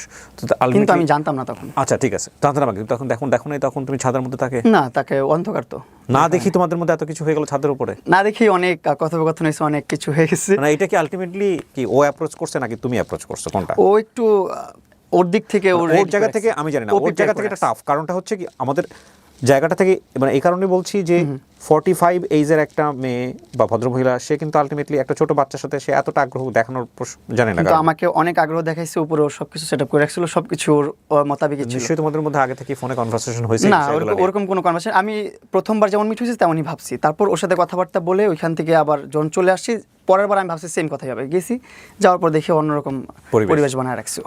তারপর ওই বাসা থেকে বের হয়ে আসলাম, আসার পরে যখন আমি আমার বাসায় থাকতেছি, কন্টেন্ট করতেছি, এই নর্মাল লাইফ চলতেছে। আলটিমেটলি তোমরা বুঝে শুনে এরকম একটা রিলেশনশিপে যাচ্ছ, সেখানে কোনো কমিটমেন্ট ছিল? কোনো কমিটমেন্ট ছিল মানে না। কমিটমেন্ট বলতে এরকম যে না লাইলা, তুমি আমি আমার তোমাকে জীবনে ভালোবাসি বা তুমি আমাকে আসতেছো, ভালোবাসো। আমাদের রিলেশনশিপটা এরকম হবে এবং সেটা কমিটমেন্টের জায়গা থেকে হবে, গ্রো করবে, এরকম কোনো কিছু না ছিল? না, এরকম কোনো ধরনের কমিটমেন্ট ওর সাথে আমার ছিল না। অ্যাজ এ ফ্যান হিসাবে ওকে যতটুকু প্যাম্পার করা যায়, যতটুকু ওকে হ্যাপি করা যায় আমি চেষ্টা করছি। ওই সময়টা তার বুঝার আমার অতটুকু আমি বুঝতে পারি না বা অতটুকু ক্যাচ করতে পারি না যে আমি কী করতেছি, কী হবে, এটার ভবিষ্যৎ কী। না কিন্তু তোমার তো 17 বছর বয়স, তোমারও তো একটা ভয়ের ব্যাপার আছে। এরকম একটা মহিলার সঙ্গে তুমি যাচ্ছ, ওর হাজবেন্ড আছে কিনা, ওর বাচ্চা কাচ্চা হাজবেন্ড আছে? নাই, ও তো ক্লিয়ারই বলছে আমার হাজবেন্ড নাই, আমার কোনো কিছু নেই, আমার শুধু আম্মু আছে নিচ্ছে। কোনো তারপরে ধরো তোমাকে যদি আটকা দিতে পারতো, তোমাকে যদি আর্মি পার্সন তোমাকে একটা বিপদে ফেলে দিতে পারতো, তোমার এতটা কনফিডেন্ট পেলে? ওর সাথে তো 6-7 মাস আমার সাথে কনভারসেশন হয়ে গেছে, কথাবার্তা হয়ে গেছে। 6-7 মাস পরে কনফিডেন্টটা পাইছো যে সামহাউ যে এখানে গেলে তোমার কোনো বিপদ হবে না। বিপদ হবে না, আমি এটা তখন বুঝি। তুমি কোথায় থাকো? তখন আমি থাকি সাইদনগরেই, সাইদনগর, আর ও থাকে হচ্ছে বাড়িধারা DHS। বাড়িতে। ওকে, তারপর 6-7 মাস কনভারসেশন পর তো আমার একটা আস্থা তৈরি হয়ে গেছে ওর জন্য, যে না ওর এখানে গেলে আমার কোনো সমস্যা হবে না, বিপদ হবে না, এরকম চিন্তা ভাবনা করি ওর বাসায় গিয়েছি। তারপর আমি আমার বাসায় চলে গেছি, আমাদের মতো নর্মাল লাইফ লিড করতেছি, আমি আমার মতো লাইভ করি, আমি আমার মতন কন্টেন্ট করি, ওর মতো থাকতেছে, কাজ করতেছে, আমাকে ভিডিও কল দিয়ে কথা বলে। তো ওর ভিডিও কল দেওয়াটা না তখন বেড়ে গেল অনেক, তো আমিও এটা নর্মালিই নিছি। নর্মালি ওর সাথে অনেক ভিডিও কলে কথা বলতাম, বলতে বলতে এখন স্ন্যাক অ্যাপ চলে আসছে, স্ন্যাক অ্যাপে কাজ করছি, মানে এইভাবে অনেক দিন পার হয়ে গেছে। এর মধ্যে আমি ওর বাসায় যাই মাঝে মধ্যে বেড়াতে, ও মা আমার বাসায় আসে মাঝে মধ্যে বেড়াতে। বাসায় গিয়ে তুমি কি পেলা প্রথমে? হ্যাঁ, ওর বাসায় গিয়ে তুমি কি পেলা ওখানে? আমি বাসায় যে কিছু পাইনি, আমি জাস্ট যে পাওয়া বলতে যে ওদের বাসার কি কে থাকে? হ্যাঁ, ওর বাসায় যে যাদেরকে পেলাম ওইখানে ছিল অনেকগুলো কাজের মেয়ে ছিল। তারপর হ্যাঁ, অনেকগুলো কাজের মেয়ে আছে ওর বাসায়। ও বলছিল একটা ইন্টারভিউতে যে ওর 18 জন কাজের লোক আছে। আসলে ওর এরকম অনেকগুলো কাজের লোক আছে যেগুলা ওর কথায় সব কিছু করে। এখন কিছু করে বলতে এই যে আমি যে প্রিভিয়াস লাইফটা করছি, লাইফটা করার আগেই ওর কাজের বুয়া টুয়া যা আছে সব এনে দরজার সামনে এইভাবে ভিড় করে ফেলছি। লাইভে গেছি আর সব দৌড় দিছে, কাজের বোরা দৌড় দিছে, দারোয়ান দৌড় দিছে, নিচে যে লোক ছিল সব দৌড় দিয়ে চলে গেছে লাইভের মধ্যে চলে। এতগুলা কাজের লোক বাসাতে? হ্যাঁ। মানুষ কয়জন, কি সেবা হয়? তারা মানুষ হচ্ছে আপনার 4 জন। তার জন্য 18 জন কাজের লোক? 18 জন, এখন 18 জন না, একটু কম আছে। আচ্ছা ঠিক আছে, ওকে। ওখানে গিয়ে তুমি যা দেখলা সেটাই বলো প্রথম দিন। হ্যাঁ, প্রথম দিন যেটা দেখলাম, আমি দেখলাম ওখানে 4-5 জন কাজের লোক আছে। 4-5 জন কাজের লোক। তারপর ওর একটা ছোট বাচ্চা আছে যে একটু মানসিক সমস্যা, ভারসাম্যহীন, মানে একটু হাইপার অ্যাক্টিভিটিস ওর। ওকে। Hyper activity. ওর বয়স কত ছিল ওই সময়টাতে যখন ওকে দেখছো হাইপার অ্যাক্টিভিটিস যে করছে? তার বয়স কত ছিল? ছোট ছিল, এখন তার এইজটা কারেক্টলি বলতে পারতেছি না আমি। ওকে, ছোট। ছোট ছিল, আমিও খুব ছোট ছিলাম। ছেলে না মেয়ে বেবি? মেয়ে বেবি, দুজনেই মেয়ে বেবি ওর বাসায়। তো ওরে দেখতেছি পেম্পার করার জন্য 3-4 জন আছে। তার সাথে বাসায় পাখি পালার জন্য একজন আছে, ডগি পালার জন্য একজন আছে, এরকম ভাবে 5-6 জন কাজের লোক আছে। তো বাসায় যা দেখলাম ফ্যামিলি টেবিলি সব ওকে, ভালো, খুব সুন্দর। ছেলে মেয়ে কয়জন দেখলা? হ্যাঁ, ছেলে দেখিনি একজন। মেয়ে 2 জন ওনার? মেয়ে 2 জন, হ্যাঁ। আচ্ছা, বয়সে তোমার চেয়ে ছোট? বয়সে আমার থেকে 2 জনই ছোট, আর একজন আমার সমবয়সী প্রায়। ও বললো না যে এটা আমার মেয়ে, নাকি কাজিনের মেয়ে বলে দিয়েছে? ওর তখনই বলছে আমার কাজিনের মেয়ে। যে আমার কাজিন আছে, ওর যে হাজবেন্ড ছিল, ছোট হাজবেন্ড, তাকে ওর কাজিন বলছে। আমি বলছি তাহলে ওর ছোট হাজবেন্ড বলতে মানে সেকেন্ড হাজবেন্ড? সেকেন্ড হাজবেন্ড, হ্যাঁ। ওকে। সেকেন্ড হাজবেন্ডটা কি বেশি আসা যাওয়া ছিল বাসায়, অনেক আসতো, জুমি যখন যেত তখনও আসতো? তখনও আসতো। তো আমি এইভাবে প্রশ্ন করতাম যে উনি কে, কি হয় তোমার? বলছে এই হচ্ছে আব্বু, আমার কাজিন হয়। আমি বলি তোর ওনার ওয়াইফ কোথায়? বলছে ওনার ওয়াইফ কানাডাতে। আমি কই তো উনি কি আবার অনেক খোঁচাখুচির জন্য, মানে একটু বের করার জন্য আমি এভাবেও প্রশ্ন করছি অনেকদিন পর এভাবে, যে আচ্ছা তোর আব্বু কি আরেকটা বিয়ে করছে? জানার জন্য কিউরিয়াসিটি জাগছে যে একটু প্রশ্ন করি। বলতেছে আমি এত কিছু জানি না ওনার বিষয়ে। আমি কই তোমার কাজিন, তুমি তাদের বাচ্চা পালো, তুমি জানো না? মানে এসের বাবার সঙ্গে কি তোমার কোনো কথোপকথন না, হতো? আমার কখনো কোনো কথোপকথন তোমার সামনাসামনি হয়েছে কখনো? সামনাসামনি হয়েছে বলতে উনি পাশ কাটায় চলে গেছে, আমাকে দেখলে আমি চলে গেছি, কেউ কারোর সাথে কথা বলি নাই। সে আমাকে দেখছেও তার বেডরুমে বসে থাকতে, তার সোফায় বসে থাকতে দেখছে, তার বেডশিটে শুয়ে থাকতে দেখছে, বেডে শুয়ে থাকতে দেখছে, সব কিছুই দেখছে সে। ইন্টারেস্টিং। কিন্তু সে কখনো আমাকে ডাক দিয়ে জিজ্ঞাসা করে না কোনো বিষয়ে। এই জন্য আমি আরো একটু তুমি কি sure জানো পরবর্তীতে ঘটনা কি, কেন এরকম না, সম্পর্কটা? এটা জানতামই না আমি। যখন জানছি তখনই আমার সাথে ওর একটা ঘটনা ঘটে, এটা আমি আসতেছি জি আসতে। হ্যাঁ, ওকে। তারপরে এই ফ্যামিলি দেখলাম ওর, হ্যাঁ ওর 2টা কাজিনের বাচ্চা আছে, ওর মা আছে, ও থাকতেছে, তার মানে ও সিঙ্গেল প্রপার। তো আমি আমার মতন লাইফ লিড করতেছি। তখন ও অনেক ডায়েট করছে, বিএলসিসিতে অ্যাডমিট হয়ে আপনার থ্রেটিং মেটিং এটা ওইটা সেটা অনেক কিছু করতেছে, মানে এইজ লুকানোর জন্য। আর এইজ ওরে আপনার সামনাসামনি দেখলে আপনি বুঝবেনই না ওর এত এইজ। ও এতভাবে মেনটেন করছে নিজেকে এমনভাবে মেনটেন করে। এখন কিছু প্রিভিয়াস কিছু ইন্টারভিউ দেখবেন যেখানে ওরে বোঝা যাইতেছে কিছুটা। তো এইভাবে চলতেছে। আমি আমার মতন আমার বাসায় আসি, যাই, এইভাবে ভালো একটা সম্পর্ক, ভালো একটা বন্ডিং। তখন তোমাদের আলটিমেটলি রেগুলার যাওয়া আসা হয়। You guys acting like a boyfriend girlfriend? না, তখন নর্মাল, হ্যাঁ, নর্মালের মধ্যে অ্যাবনর্মাল রিলেশনশিপ মোটামুটি এরকম আর কি। তো আমি আমার বাসায় থাকি, তখন স্ন্যাক অ্যাপ থেকে একটা বড় একটা অ্যামাউন্ট আসছে, 2-3 মাসে প্রায় আপনার 16-17 লাখ টাকা আসছে আমার। আসার পর আরও এমনি তো আরও স্পন্সার লাইকি এইটা ওইটা সেটা সব মিলে আপনার অনেক ভালো 20-25 লাখের উপরে একটা অ্যামাউন্ট চলে আসছে আমার কাছে। আমি আরেকটা জিনিস একটু জানার জন্য, সেটা হচ্ছে যে এই যে ওনার বাসায় তুমি রেগুলার যাচ্ছ এবং ওনার বাসায় তোমরা এই যে এক ধরনের সম্পর্কের মধ্যে আছো, এটা কি ওই বাসার আর কোনো মেম্বাররা জানতো? সবাই তো দেখতেছে আমি আসতেছি, কাজের লোক ছাড়া? সবাই মা বা হ্যাঁ, তার আম্মুও দেখছে, তার বাচ্চারাও দেখছে, তার মেয়ের সাথেও আমার পরিচয় হয়েছে। তার মেয়ে আমাকে এইসব ভাইয়া বলে। কি পরিচয়, মানে পরিচয় তার কাজিন আমার ভাই বোন, আমার বোন। বাট তোমাদের ইন্টিমেসি দেখে তো আলটিমেটলি পুরো দুনিয়ার লোকজনই জানে যে আলটিমেটলি তোমাদের সম্পর্ক এরকম না। মানে তারা আমার ভাই বোন সম্পর্ক। মায়ের জায়গা থেকে ওনার মায়ের জায়গা থেকে তোমার সাথে সম্পর্কটা কেমন ছিল? ওনার মা তোমাকে কি হিসেবে দেখতো? ওনার মা আমার সাথে কথা বলতো না, ওনার মার সাথে আমিও কথা বলতাম না। কিন্তু ওনার মেয়েদের সাথে আমার কনভারসেশন হতো। ওনার মেয়েরা আমাকে ভাইয়া বলে ডাকতো, আমি তার মেয়েদেরকে বোন বলে ডাকতাম। ইভেন এখন আমার কাছে প্রুফ আছে, কনভারসেশন আছে তার মেয়ের সাথে কনভারসেশন, যেটা সেখানে আমাকে ভাইয়া বলে সম্বোধন করে সবসময়। আর আমি মেয়ে যে ভাইয়া বলে ডাকতো, ওনার বয়স কত? মেয়েটার কিসে পড়ে এখন? এ লেভেল দিচ্ছে। ও লেভেলের পরে এ লেভেল, কিন্তু মানে ইন্টারমিডিয়েটের বয়স। হ্যাঁ, এ লেভেল দিচ্ছে এখন তার মেয়ে যখন আমাকে ভাইয়া বলতো তখন তো আমি আরও ভরসা পাইছি যে আসলেই তাহলে কাজিনের বাচ্চা। কেন আপন মেয়ে তো কখনো আমাকে মেয়ে ভাইয়া বলে ডাকতে পারবে না। যদি তার আপন মেয়ে হয় সে কীভাবে আমার ভাইয়া ডাকবে? সে আমাকে আঙ্কেল ডাকবে, চাচ্চু ডাকবে, কিছু একটা ডাকবে, এরকম কিছু। সমবয়সী যাই হই, তারা যেহেতু আমাকে ভাইয়া ডাকতেছে, তার মানে লালা তার আপন মানা বা তার আসলে সে অ্যাডোপ আনছে, তার কাজিনের বাচ্চা সে পালতেছে। এইটুকু আস্থা আমি পেয়ে গেছি এখানে, তার বাচ্চা না।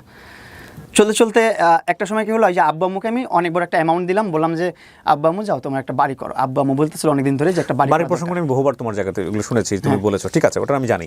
কিন্তু যেহেতু অনুষ্ঠানটা শুধুমাত্র আমার কোয়ারি থেকে আমি করছি, সুতরাং আমি অনেক মানে ডেপথে যাওয়ার চেষ্টা করছি যে আসলে এগুলো কীভাবে সম্ভব। দেখো, তোমার আর ভদ্রমহিলার যে সম্পর্কটা, সেটা তো আলটিমেটলি নর্মাল সম্পর্ক না। এইটা আবার তুমি বলছো যে ওনার বাসায় যে বাচ্চা আছে সে এ লেভেলে পড়ে, তাহলে তার জায়গা থেকেও তো বিষয়টা বোঝার কথা, সে তো তোমাকে সহজভাবে নেওয়ার কথা না। মানে বিষয়টা তো এরকমই হওয়ার কথা। তো আমি আপনাকে দেখাই, আমি এখন না, ওটা আমার দেখাতে হবে না, কিন্তু নিল কিভাবে সহজ করে? আপনার কোয়ারিটা সহজ হয়ে যাবে যদি আপনি ছোট্ট একটা টেক্সটও দেখেন না, আপনার কোয়ারিটা সহজ হয়ে যাবে। মানে তুমি সহজভাবে নিলা কিভাবে এটা বলো তো? তোমার তো আনাজি লাগে। আমাকে ভাই বলে ডাকছে, আমি তো সহজভাবে নিব, আমি তো তখন ছোট মানুষ, আমি তো এত কিছু বুঝতে পারিনি। না, আমার প্রশ্নটা একটু বোঝার চেষ্টা করো প্রিন্স। দেখেন ওর কিন্তু এই যে একটু দেখেন, আচ্ছা, হ্যাপি বার্থডে ভাইয়া, কংগ্রাচুলেশনস ভাইয়া, একটু কনভারসেশন, কিন্তু এটা ওনার মেয়ের নাম্বার থেকে। ওকে, নাম কি ওর? ইয়েস। ওকে, ফাইন। আমি একটা জিনিস একটু বলি, সেটা হচ্ছে যে সে তোমাকে ভাইয়া ডাকতেছে এবং তুমি তাকে মনে করতেছো সে হচ্ছে ভদ্রমহিলার কাজিনের বাচ্চা, কিন্তু সে তোমাকে ইজি ভাবে নিল। হ্যাঁ, ইজিভাবে নিয়েছে। আর ওর ডিপ রিলেশনে কিন্তু এখনো যাইনি আমরা, লায়লার সাথে এখনো কোনো ধরনের সম্পর্ক তোমরা আমরা বেডে শুয়ে আছো বলে একটু আগে বলতেছিলাম, তার বিছানায় শুয়ে আছো বা এরকম। এইটা সম্পর্কে এখনো যাইনি, এখানে যাইনি এখনো। মানে ওর বাসায় এমন কিছু করো নাই যেটাতে ওর বাচ্চারা তোমাকে না, সন্দেহ করতে পারে? না, ওইভাবে যাইনি এখনো। এই যাবো ওই যে আমার আব্বু আম্মুকে গ্রামে পাঠানোর পর। আচ্ছা হ্যাঁ, তারপর একটু সামনে দিকে আব্বু আম্মুকে, তারপর আমি টাকা পয়সা দিয়ে। আমি না আজকে সত্য একটা কথা বলি, আপনারা যারা আমাদের এই অনুষ্ঠানটা নিয়ে বিরূপ মন্তব্য করবেন, বাজে বাজে কমেন্টস করবেন, তাদেরকে একটু বিনয়ের সঙ্গে একটা কথা বলে দিতে চাই। সেটা হচ্ছে, আমার খুবই কোয়ারির জায়গাটা হচ্ছে যে এই রকম একটা পপুলার ফিগার, সে যেমনই হোক না কেন, সে কিভাবে এই রকম একজন ফ্যানের সাথে ইন্টিমেট হলো, এবং এই ইন্টিমেসির জায়গাটা থেকে এতটা স্প্রেড আউট কিভাবে হলো, বিষয়গুলো কেন হলো, এই জায়গাটা হচ্ছে আমার কোয়ারির জায়গাটা। আপনারা এখানে কেউ সুগার মাম্মি, সুগার ড্যাডি বা ওদেরকে নিয়ে যা ইচ্ছা বলেছেন, সেটা আপনাদের বিষয়, কিন্তু আমার কোয়ারির জায়গাটা এটা। এবং এখান থেকে আমি দেখতে চাই যে আসলে আমাদের কিছু লার্নিংয়ের বিষয় আছে কিনা। একজনের ভুল থেকে যদি আমরা কিছু শিখতে পারি, আমরা কেউই ধোয়া তুলসীর পাতা নই, হ্যাঁ, তাহলে অনেক কিছু শেখার আছে। এখানে আমি কাউকেই অ্যাকিউজ করতে চাই না, বাট আমি ডায়াগ্রামটা বের করতে চাই। এটা আমার এক ধরনের এক্সপেরিমেন্টও বলা চলে। চলেন, হ্যাঁ, তারপর কি হলো প্রিন্স? তারপর আমার বাবা মাকে একটা ভালো একটা অ্যামাউন্ট বাড়ি করার জন্য পাঠিয়ে দিলাম গ্রামের বাড়িতে। যেহেতু নিজেরা বাড়ি করতেছি, নিজের অল্প কিছু টাকা পয়সা দিয়ে, আমার প্রথমে চিন্তা ভাবনা ছিল খুবই কম, যে 8-10 লাখের মধ্যে একটা বাড়ি করা যায় কিনা। হ্যাঁ, এইভাবে প্রথমে দেখছি টিনের বাসা, বিক্রমপুরে গেছিলাম, যে টিনের কিছু ঐতিহ্যবাহী বাসা আছে, এই বাসাগুলো করবো 2 লাখ 3 লাখ টাকায়। তারপর বললো যে না, এইগুলো হচ্ছে না, যে দেখলাম যে অনেক দামি, 8 লাখ 9 লাখ 10 লাখ টাকা দাম টিনের বাসার। তখন আমি বললাম আম্মুকে, এত টাকা দিয়ে তো আসলে টিনের বাসা কিনলে দেখা যাবে যে আমাদের টাকাটাই বৃথা গেল, লস হলো, এটা করা যাবে না। পরে আব্বু বলতেছে ঠিক আছে, 8 লাখ 8-10 এর মধ্যে আমরা একটা ইট দিয়ে পাটাতন দিয়ে বাড়ি করে ফেলি, উপরে টিন সেট করবো। আমি ঠিক আছে, যেভাবে ভালো মনে হয় তোমরা করো। তো যখন কাজ শুরু করলাম, তখন দেখলাম যে না, আমার ইনকামও যেহেতু আসতেছে, হাতে যেহেতু টাকা আসতেছে, প্রতি মাসে যদি $5,500 করে ডলার স্ন্যাক দিচ্ছে, তারপর লাইকি থেকে পাচ্ছি, টিকটক থেকে পাচ্ছি, স্পন্সর থেকে পাচ্ছি, সব মিলে 6-7 লাখ টাকা করে প্রতি মাসে পাচ্ছি। সো আমি ওইভাবে কেন বাসা করব? আমার লাইফস্টাইল আরো সুন্দর হতে হবে। তো আমি তখন বিল্ডিং বাসা করালাম। তো আস্তে আস্তে করলে একটা ছোট্ট একটা বাসা করলো, সেটা করতে প্রায় বছরখানেকের উপরে সময় লাগছে। কিন্তু এর মধ্যে যখন আব্বু আম্মু চলে গেল ঢাকা থেকে গ্রামে বাড়ি করার জন্য, কন্ট্রাক্টর দিয়ে করলে তো ডাবল টাকা লাগবে, অনেক টাকা লাগবে, এই জন্য বাবা মা নিজে থেকে করলো। তো আমার খাওয়া দাওয়ার একটু সমস্যা হচ্ছিলো, সাইদনগরের বাসায় থাকাটা, খাওয়াটা একটু ঝামেলা হচ্ছিলো, কারণ আম্মু না থাকলে স্বাভাবিক, এটা ছোটো ছেলের একটু প্রবলেম হবেই। তো এই প্রবলেমটা ফেস করতেছিলাম। তখন ও আবার এগুলো লাইভে তো দেখে, আবার ওর সাথে তখন পার্সোনালি ভিডিও কলে কথা হয়। তখন আমাদের 6-7 মাসের সম্পর্ক হয়ে গেছে, একটা ভালো একটা ফ্রেন্ডশিপ হয়ে গেছে, ভালো একটা সম্পর্ক আমাদের। ও একটা ওয়েল উইশার, আমার খারাপ কিছু হলে, কোন বিপদে পড়লে ওরা জানাইতেছি, ওর কিছু হলে আমার জানাইতেছে, এরকম। তো ওইগুলো সব দেখলো, দেখার পরে বলতেছে কি, তুমি আমার বাসায় এসে থাকো, তুমি দেখেই গেছো, আমি তো দেখছি ওর বাসা, দেখে গেছো আমার বাসাটা খালি আছে, বড় আছে। ও আরেকটা এখানে একটা কথা যেটা আমি চলে আসি পাস করে, সেটা হচ্ছে ওরা কিন্তু একসাথে থাকতো পুরো ফ্যামিলি 3 নাম্বার রোডে। দেন আমাকে ওর বাসায় আনবে বা ট্র্যাপে রাখবে, ওর বাসায় পালবে বা কিছুটা করবে, এটা ওর আগে থেকেই চিন্তা ভাবনা ছিল। কারণ ওর ওই বাসা ছেড়ে ও চলে আসছে আরেক ভাড়া বাসায় 6 নাম্বার রোডে, এখন আবার থাকে আরেক বাসায়। 3টা বাসা চেঞ্জ করছে আমার সাথে পরিচয় হওয়ার পরও। প্রথম ওই বাসায় আমাকে উঠাতে পারবে না, কারণ ওই বাসায় ওর বড় বোন থাকে, তারপর ওর ছোট বোন থাকে, ওর এবার আরও আত্মীয়স্বজনরা থাকে ওই বাসায়, ওর আত্মীয়স্বজনের বাসা পুরো ফ্যামিলির সঙ্গেই থাকতো, কিন্তু সে নিজে থেকে চেঞ্জ করছে। ও নিজে থেকে চেঞ্জ করে ওই বাসায় আসছে। তখন থেকে আমি, ও দেখাইলো যখন যে ওর বাসার একটা রুম খালি, 2-3টা রুমই খালি, ওর রুম প্রয়োজন একটা, 2টা রুম প্রয়োজন ওর, আর 1-2টা রুম খালি। তার আগেও তোমার আর অন্য কারো না কারোর সঙ্গে ছিল বিষয়গুলো? নর্মাল এই বিষয়টা। ওকে, তারপরে আস্তে আস্তে এই তো আমার গ্রামের বাড়ি কাজ চলতেছে। কাজ চলার পর আম্মু যখন চলে আসলো, তখন আমি আবার সাইদনগর চলে গেছি, আমার বাসায় চলে গেছি। আব্বু আম্মু চলে আসছে, আমি আমার মতো থাকি, আবার চলে গেছি। যাওয়ার পর তখন থেকে শুরু হলো ইমোশনাল ব্ল্যাকমেল। কীরকম? তুমি আমার বাসায় ছিলা, এতদিন ছিলা, তোমাকে দেখে দেখে ঘুমাতাম, ঘুম থেকে উঠে তোমাকে দেখতাম, এখন ভালো লাগে না তোমাকে ছাড়া কী করবো, এটা করবো সেটা করবো। তো এইরকমভাবে মানে ব্ল্যাকমেল শুরু করলো আস্তে আস্তে। তাই আমি যখন নাচতেছি, তখন দেখা যাচ্ছে ও হাত কেটে ফেলতেছে, কিছু খেয়ে ফেলতেছে লিকুইড জাতীয়, খেয়ে সুইসাইড করতে চাচ্ছে। আমি বাঁচবো না তোমাকে ছাড়া, তুমি এতদিন ছিলা, ভালো লাগতেছে না। ছিলাম প্রায় আপনার 3 মাস 4 মাস 5 মাসের মতো ছিলাম ওর বাসায়। ওই সময় তুমি কন্টেন্ট বানাতে কীভাবে? তখন আমার কন্টেন্ট থেকে সব কিছু থেকে আমি লেজি হয়ে গেছি, একদম দূরে চলে আসছি, ওরকমভাবে কন্টেন্ট করি না। ওকে, এই সময় সাপোর্ট দিত কে তোমাকে ইকোনমিক্যালি? ওই দিত? তখন তো আমার ওরকম সাপোর্ট প্রয়োজন নেই। আমি আমার ছোট্ট একটা সংসার নিয়ে আমি ভালোভাবে চলতেছি, আমাদের যে সেভিংস আছে সেটা নিয়েও চলতেছি। যদি ঠেকায় পড়ে যায় তখন ও দেখতেছে, আচ্ছা, সেটা নিয়ে আবার পেইন হচ্ছে না। ও পেন নিতেও দিচ্ছে না আমাকে কোনোভাবে। আমি যে কাজ করব, আমার যে ইনকাম আছে, ইনকাম সোর্স আছে, সব কিছু থেকে আমাকে ও নিয়ে আসছে। ওভাবে ভালো সাপোর্ট দিচ্ছে ডেফিনেটলি। হ্যাঁ, আমার মাথার ভিতরে যা ছিল সব কিছু ভ্যানিশ করে ফেলছে। আমার লাইফে কী হয়েছে না হয়েছে, কী করছি, আমি কে, আমি যে প্রিন্স আমন সেটাও আমার ভুলাই ফেলছে। যে আমি কিছু করতে পারি, ইনকাম করতে পারি, আমি ইন্ডিপেন্ডেন্ট, সেটাও আমার ভুলাই ফেলছে। আমি যে ফ্যামিলি চালাই সেটাও আমি ভুলে গেছি ওই টাইমটাতে। ফ্যামিলির খোঁজখবর নিতেও আমি ভুলে গেছি। তখন যেভাবে লায়লা তোমার জীবনে, যেভাবে আমি যে ফর্মেটই থাকুক না কেন, ওইভাবে তুমি অনেকের সাথে কি মিশতা? লাইক কোনো ফ্রেন্ড? না এরকম ভাবে কোনো ফ্রেন্ড ছিল? ওর লায়লার মতো ফ্রেন্ড আমার কেউ ছিল না। লায়লার মতো না, ধরো আমি লায়লার জায়গায় আমি যদি বলি আরেকটা ফিমেল ফ্রেন্ডের সাথে যে কোনো ফর্মেই হোক না কোনো সম্পর্ক ছিল, এরকম কি ছিল তোমার? না এরকম কোনো সম্পর্ক ছিল না, কোনো গার্লফ্রেন্ড। এটা কি লায়লা জানতো যে তোমার কোনো গার্লফ্রেন্ড নাই? লায়লা জানতো এটা। সে কারণে কি লায়লার কোনো হোপ তৈরি হয়েছিল যে না শুধু আমিই থাকবো তোমার জীবনে? হ্যাঁ, আস্তে আস্তে এটা তৈরি হয়েছে। এখন পর্যন্ত ওর সাথে কিন্তু তারপরে আস্তে আস্তে গল্পে আসি। হ্যাঁ, তারপর হচ্ছে মিস করতেছি, হাত কেটে ফেলতেছি। হ্যাঁ, হাত কেটে ফেলতেছে, মিস করতেছে, ব্ল্যাকমেল। তখন আমি আবার আসি ওর বাসায়, আবার বাসায় আসি, আবার কিছুদিন পর যাই, আবার হাত কাটে, আবার আসি। এইভাবে চলতেছিল আমার এই দিনগুলো, প্রিভিয়াস দিনগুলো। তোমার এগুলো আম্মা জানতো যে এগুলো কি? আম্মুকে বলতাম না, আম্মুকে জানাইতাম না, আম্মুকে বলতাম না, আমি আমার মতন করে হ্যান্ডেল করতাম। আমি তখন আবার এই ভয়টা পাইতাম, ওই যে ও বলতো আমি মরে গেলে তুমি দায়ী। ও আচ্ছা, এই ভয়টা আমি তখন কাজ করতো ওই ছোটোবেলা থেকে। তো এই আস্তে আস্তে আস্তে আস্তে লাইফটা এইভাবেই আগাচ্ছে। এর মধ্যে ওর সাথে কয়েকশো বার ওর বাসা থেকে চলে গেছি, কয়েকশো বার ও ব্ল্যাকমেল করে নিয়ে আসছে। হয়তো ইমোশনালি, ধরনটা কেমন ছিল? ওই যে ইমোশনালি, নাহলে হচ্ছে সুইসাইড করবে, ছাদ থেকে লাফ দিবে। আর ওর ছাদ তো খোলা মেলা, ও লাফ দিয়ে পড়েও যেতে পারে। আমি এই ভয়গুলো পেতাম ওই টাইমটাতে। এইগুলো কখনো কি তুমি জানো না যে ওর দুইটা হাজবেন্ড? না, তখনও আমি জানি না, তখন আস্তে আস্তে যখন দেখলাম ও আসলে আমাকে এতটা ভালোবাসে, ও এমন বলছে যে আমি জীবনে রিলেশনও করি নাই, আমার আর্মি ব্যাকগ্রাউন্ড, আমার বাবা মা খুবই স্ট্রিক্ট, আমাকে একটা ছেলের সাথে বাইরে যেতে দেয় নাই। আল্লাহর কসম এই কথাটা বলছে, আমি কসম কেটে বলতেছি। অনেকে বিশ্বাস করবে না এই কথাগুলো, বলবে তুই এত পাকনা ছিলি, এটা জানিস নাই কেন। কসম করে বলছি, একটা মানুষ যখন একটা মানুষকে বিশ্বাস করে তখন অন্ধ হয়ে যায়। আমি বিশ্বাসে অন্ধ হয়ে গেছিলাম। ঠিক আছে, কিন্তু 40-45 বছর বয়স একটা মানুষের, তার যে 40-45 বছর বয়স সেটাও আমি জানি না। আমি গেস করছি সর্বোচ্চ গেলে ওর বয়স 30 হবে, এর বেশি যাবেই না। তো ও কি তোমাকে কুমারী হিসেবে পরিচয় দিচ্ছে, লাইক বিয়ে শাদী হয়নি এরকম পরিচয় দিছে? সে এই পরিচয় দিছে যে আমি জীবনে একটা ছেলের হাতও ধরিনি, আমি রিলেশন করি নাই, একটা ছেলের সাথে হাঁটিও নাই, আমার ফ্যামিলি খুব স্ট্রিক্ট, আমি ক্যান্টনমেন্ট এরিয়াতে বড় হয়েছি, এইটা ওইটা সেটাই বলছি। 30 বছর বয়স তো আমার বিয়ে শাদী হয়নি, তুমি জিজ্ঞেস করো নাই কখনো? করে নাই, বলছে আমি করতে চাই না বিয়ে, আমার এগুলো কোনো ইন্টারেস্ট নেই, আমি যাইনি কখনো, এইভাবে বলছো। ইন্টারেস্টিং। হ্যাঁ, এগুলা বলছেও। এটা যদি আমাকে কোনো জায়গায় হাত থেকেও বলতে বলে সেটাও আমি বলতে পারবো, আমার কোনো দ্বিধাবোধ নাই, আমি বলতে পারবো সত্য কথা। তারপরে আস্তে আস্তে ওর প্রতি আমার একটু সফট কর্নার কাজ করা শুরু করলো আস্তে আস্তে, যে ও এত প্যাম্পার করে, এত মানে একটা সন্তানের মতো পালে আমাকে, একটা বাচ্চাকে যেভাবে পালে, একটা একটু শরীরটা গরম হয়ে গেলে একটা নাপা খেতে হবে না কি খেতে হবে সেটা পর্যন্ত ও প্রোভাইড করতেছে আমাকে ঘরে বসে। গ্যাস হচ্ছে কি, গ্যাসের ওষুধ খাবো, কোনটা খাবো, কত এমজি খাবো, সেটাও ও প্রোভাইড করতেছে ঘরে বসে। সব কিছু ঘরে বসে আমার করতেছে, কোনো কিছুর জন্য আমার পেন নিতে হচ্ছে না। এই আমাকে বলতেছে তোমাকে আমি পালি কিছুদিন, এইভাবেও বলছে কিছু মাঝে মধ্যে মজার ছলে বা কোনো কথার ছলে, তোমাকে আমি পালতে থাকি, তোমার যখন মন চাবে তুমি চলে যাও, আমার সাথে তোমার বিয়ে করতে হবে, কিছু করতে হবে, তোমার এরকম কোনো দায়বদ্ধতা নেই, তোমার কোনো কমিটমেন্ট নেই, এভাবে বলছেও। এই কথাগুলো বলছে, এগুলা আমি কি এর কসম করে বলবো আমি বলতে পারি না, যে কসম কাটা ভালো না। তারপর কসম কাটতেছে কারণ মানুষকে এমনভাবে ম্যানিপুলেট করতেছে লায়লা, এমনভাবে পোস্ট করতেছে ভিডিও, এখন দেখা যাচ্ছে আমি প্রতারণার শিকার প্লাস আমি প্রতারক হয়ে যাচ্ছি, এরকম ভাবে আমাকে প্রেজেন্ট করতেছে। তারপরে ওর সাথে থাকা শুরু করলাম, আস্তে আস্তে এমনও ফিল করতেছিলাম যে না আসলে আমাকে খুব ভালোবাসে, ও জীবনে কারো কাছে যায় নাই।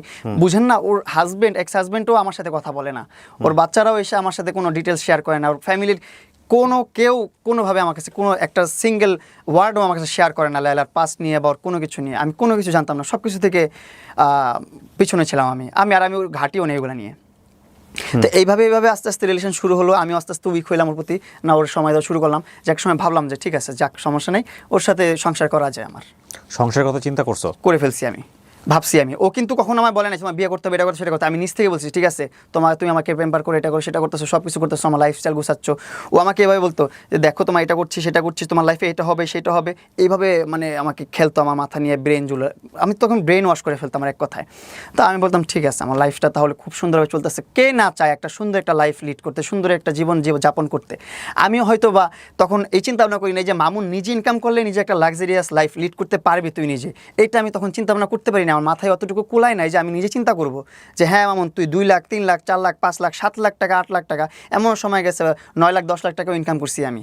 তখন লালার সাথে কন্টেন্ট করি না আমি, লালা তখন কন্টেন্ট ক্রিয়েটার না, লালাকে কন্টেন্ট ক্রিয়েটার বানাইছি ওর সাথে পরিচয় হওয়ার 1-1.5 বছর পর। ওর কন্টেন্টে নিয়ে আসছি। ওর এখন মিলিয়ন মিলিয়ন ফলোয়ার এক এক প্ল্যাটফর্মে, ফেসবুকে 1.2 মিলিয়ন ফলোয়ার, লাইকিতে 4 মিলিয়ন ফলোয়ার, টিকটকে 4 মিলিয়ন ফলোয়ার, এরকম ফলোয়ার অনেক জায়গায় অনেক ফলোয়ার। যাই হোক, ইনস্টাগ্রামে 2-3 লাখ ফলোয়ার, ভালো ভালো ইনফ্লুয়েন্সার হয়ে গেছে ও, এখন এসে হয়েছে ওর, কিন্তু তখন বানাই নাই আমি। তখন আমি দেখছি, তুমি তাকে বললা যে ঠিক আছে না বিয়ে শাদী করা যায়, মানে তুমি চিন্তা করলে? আমি চিন্তা করলাম যে হ্যাঁ করা যায়, মেয়েটা এতটা লয়াল আমার প্রতি, এতটা ভালোবাসে আমাকে। আর আমি তখন ফ্যামিলি জানাইছো তুমি? তখন না, ফ্যামিলিকে জানাই না। তখন আমি জানি যে ও সিঙ্গেল, জীবনে একটা ছেলের হাতও ধরে না, এতটুকু জানি আমি। তো আস্তে আস্তে এভাবে চলছে, আগাচ্ছে।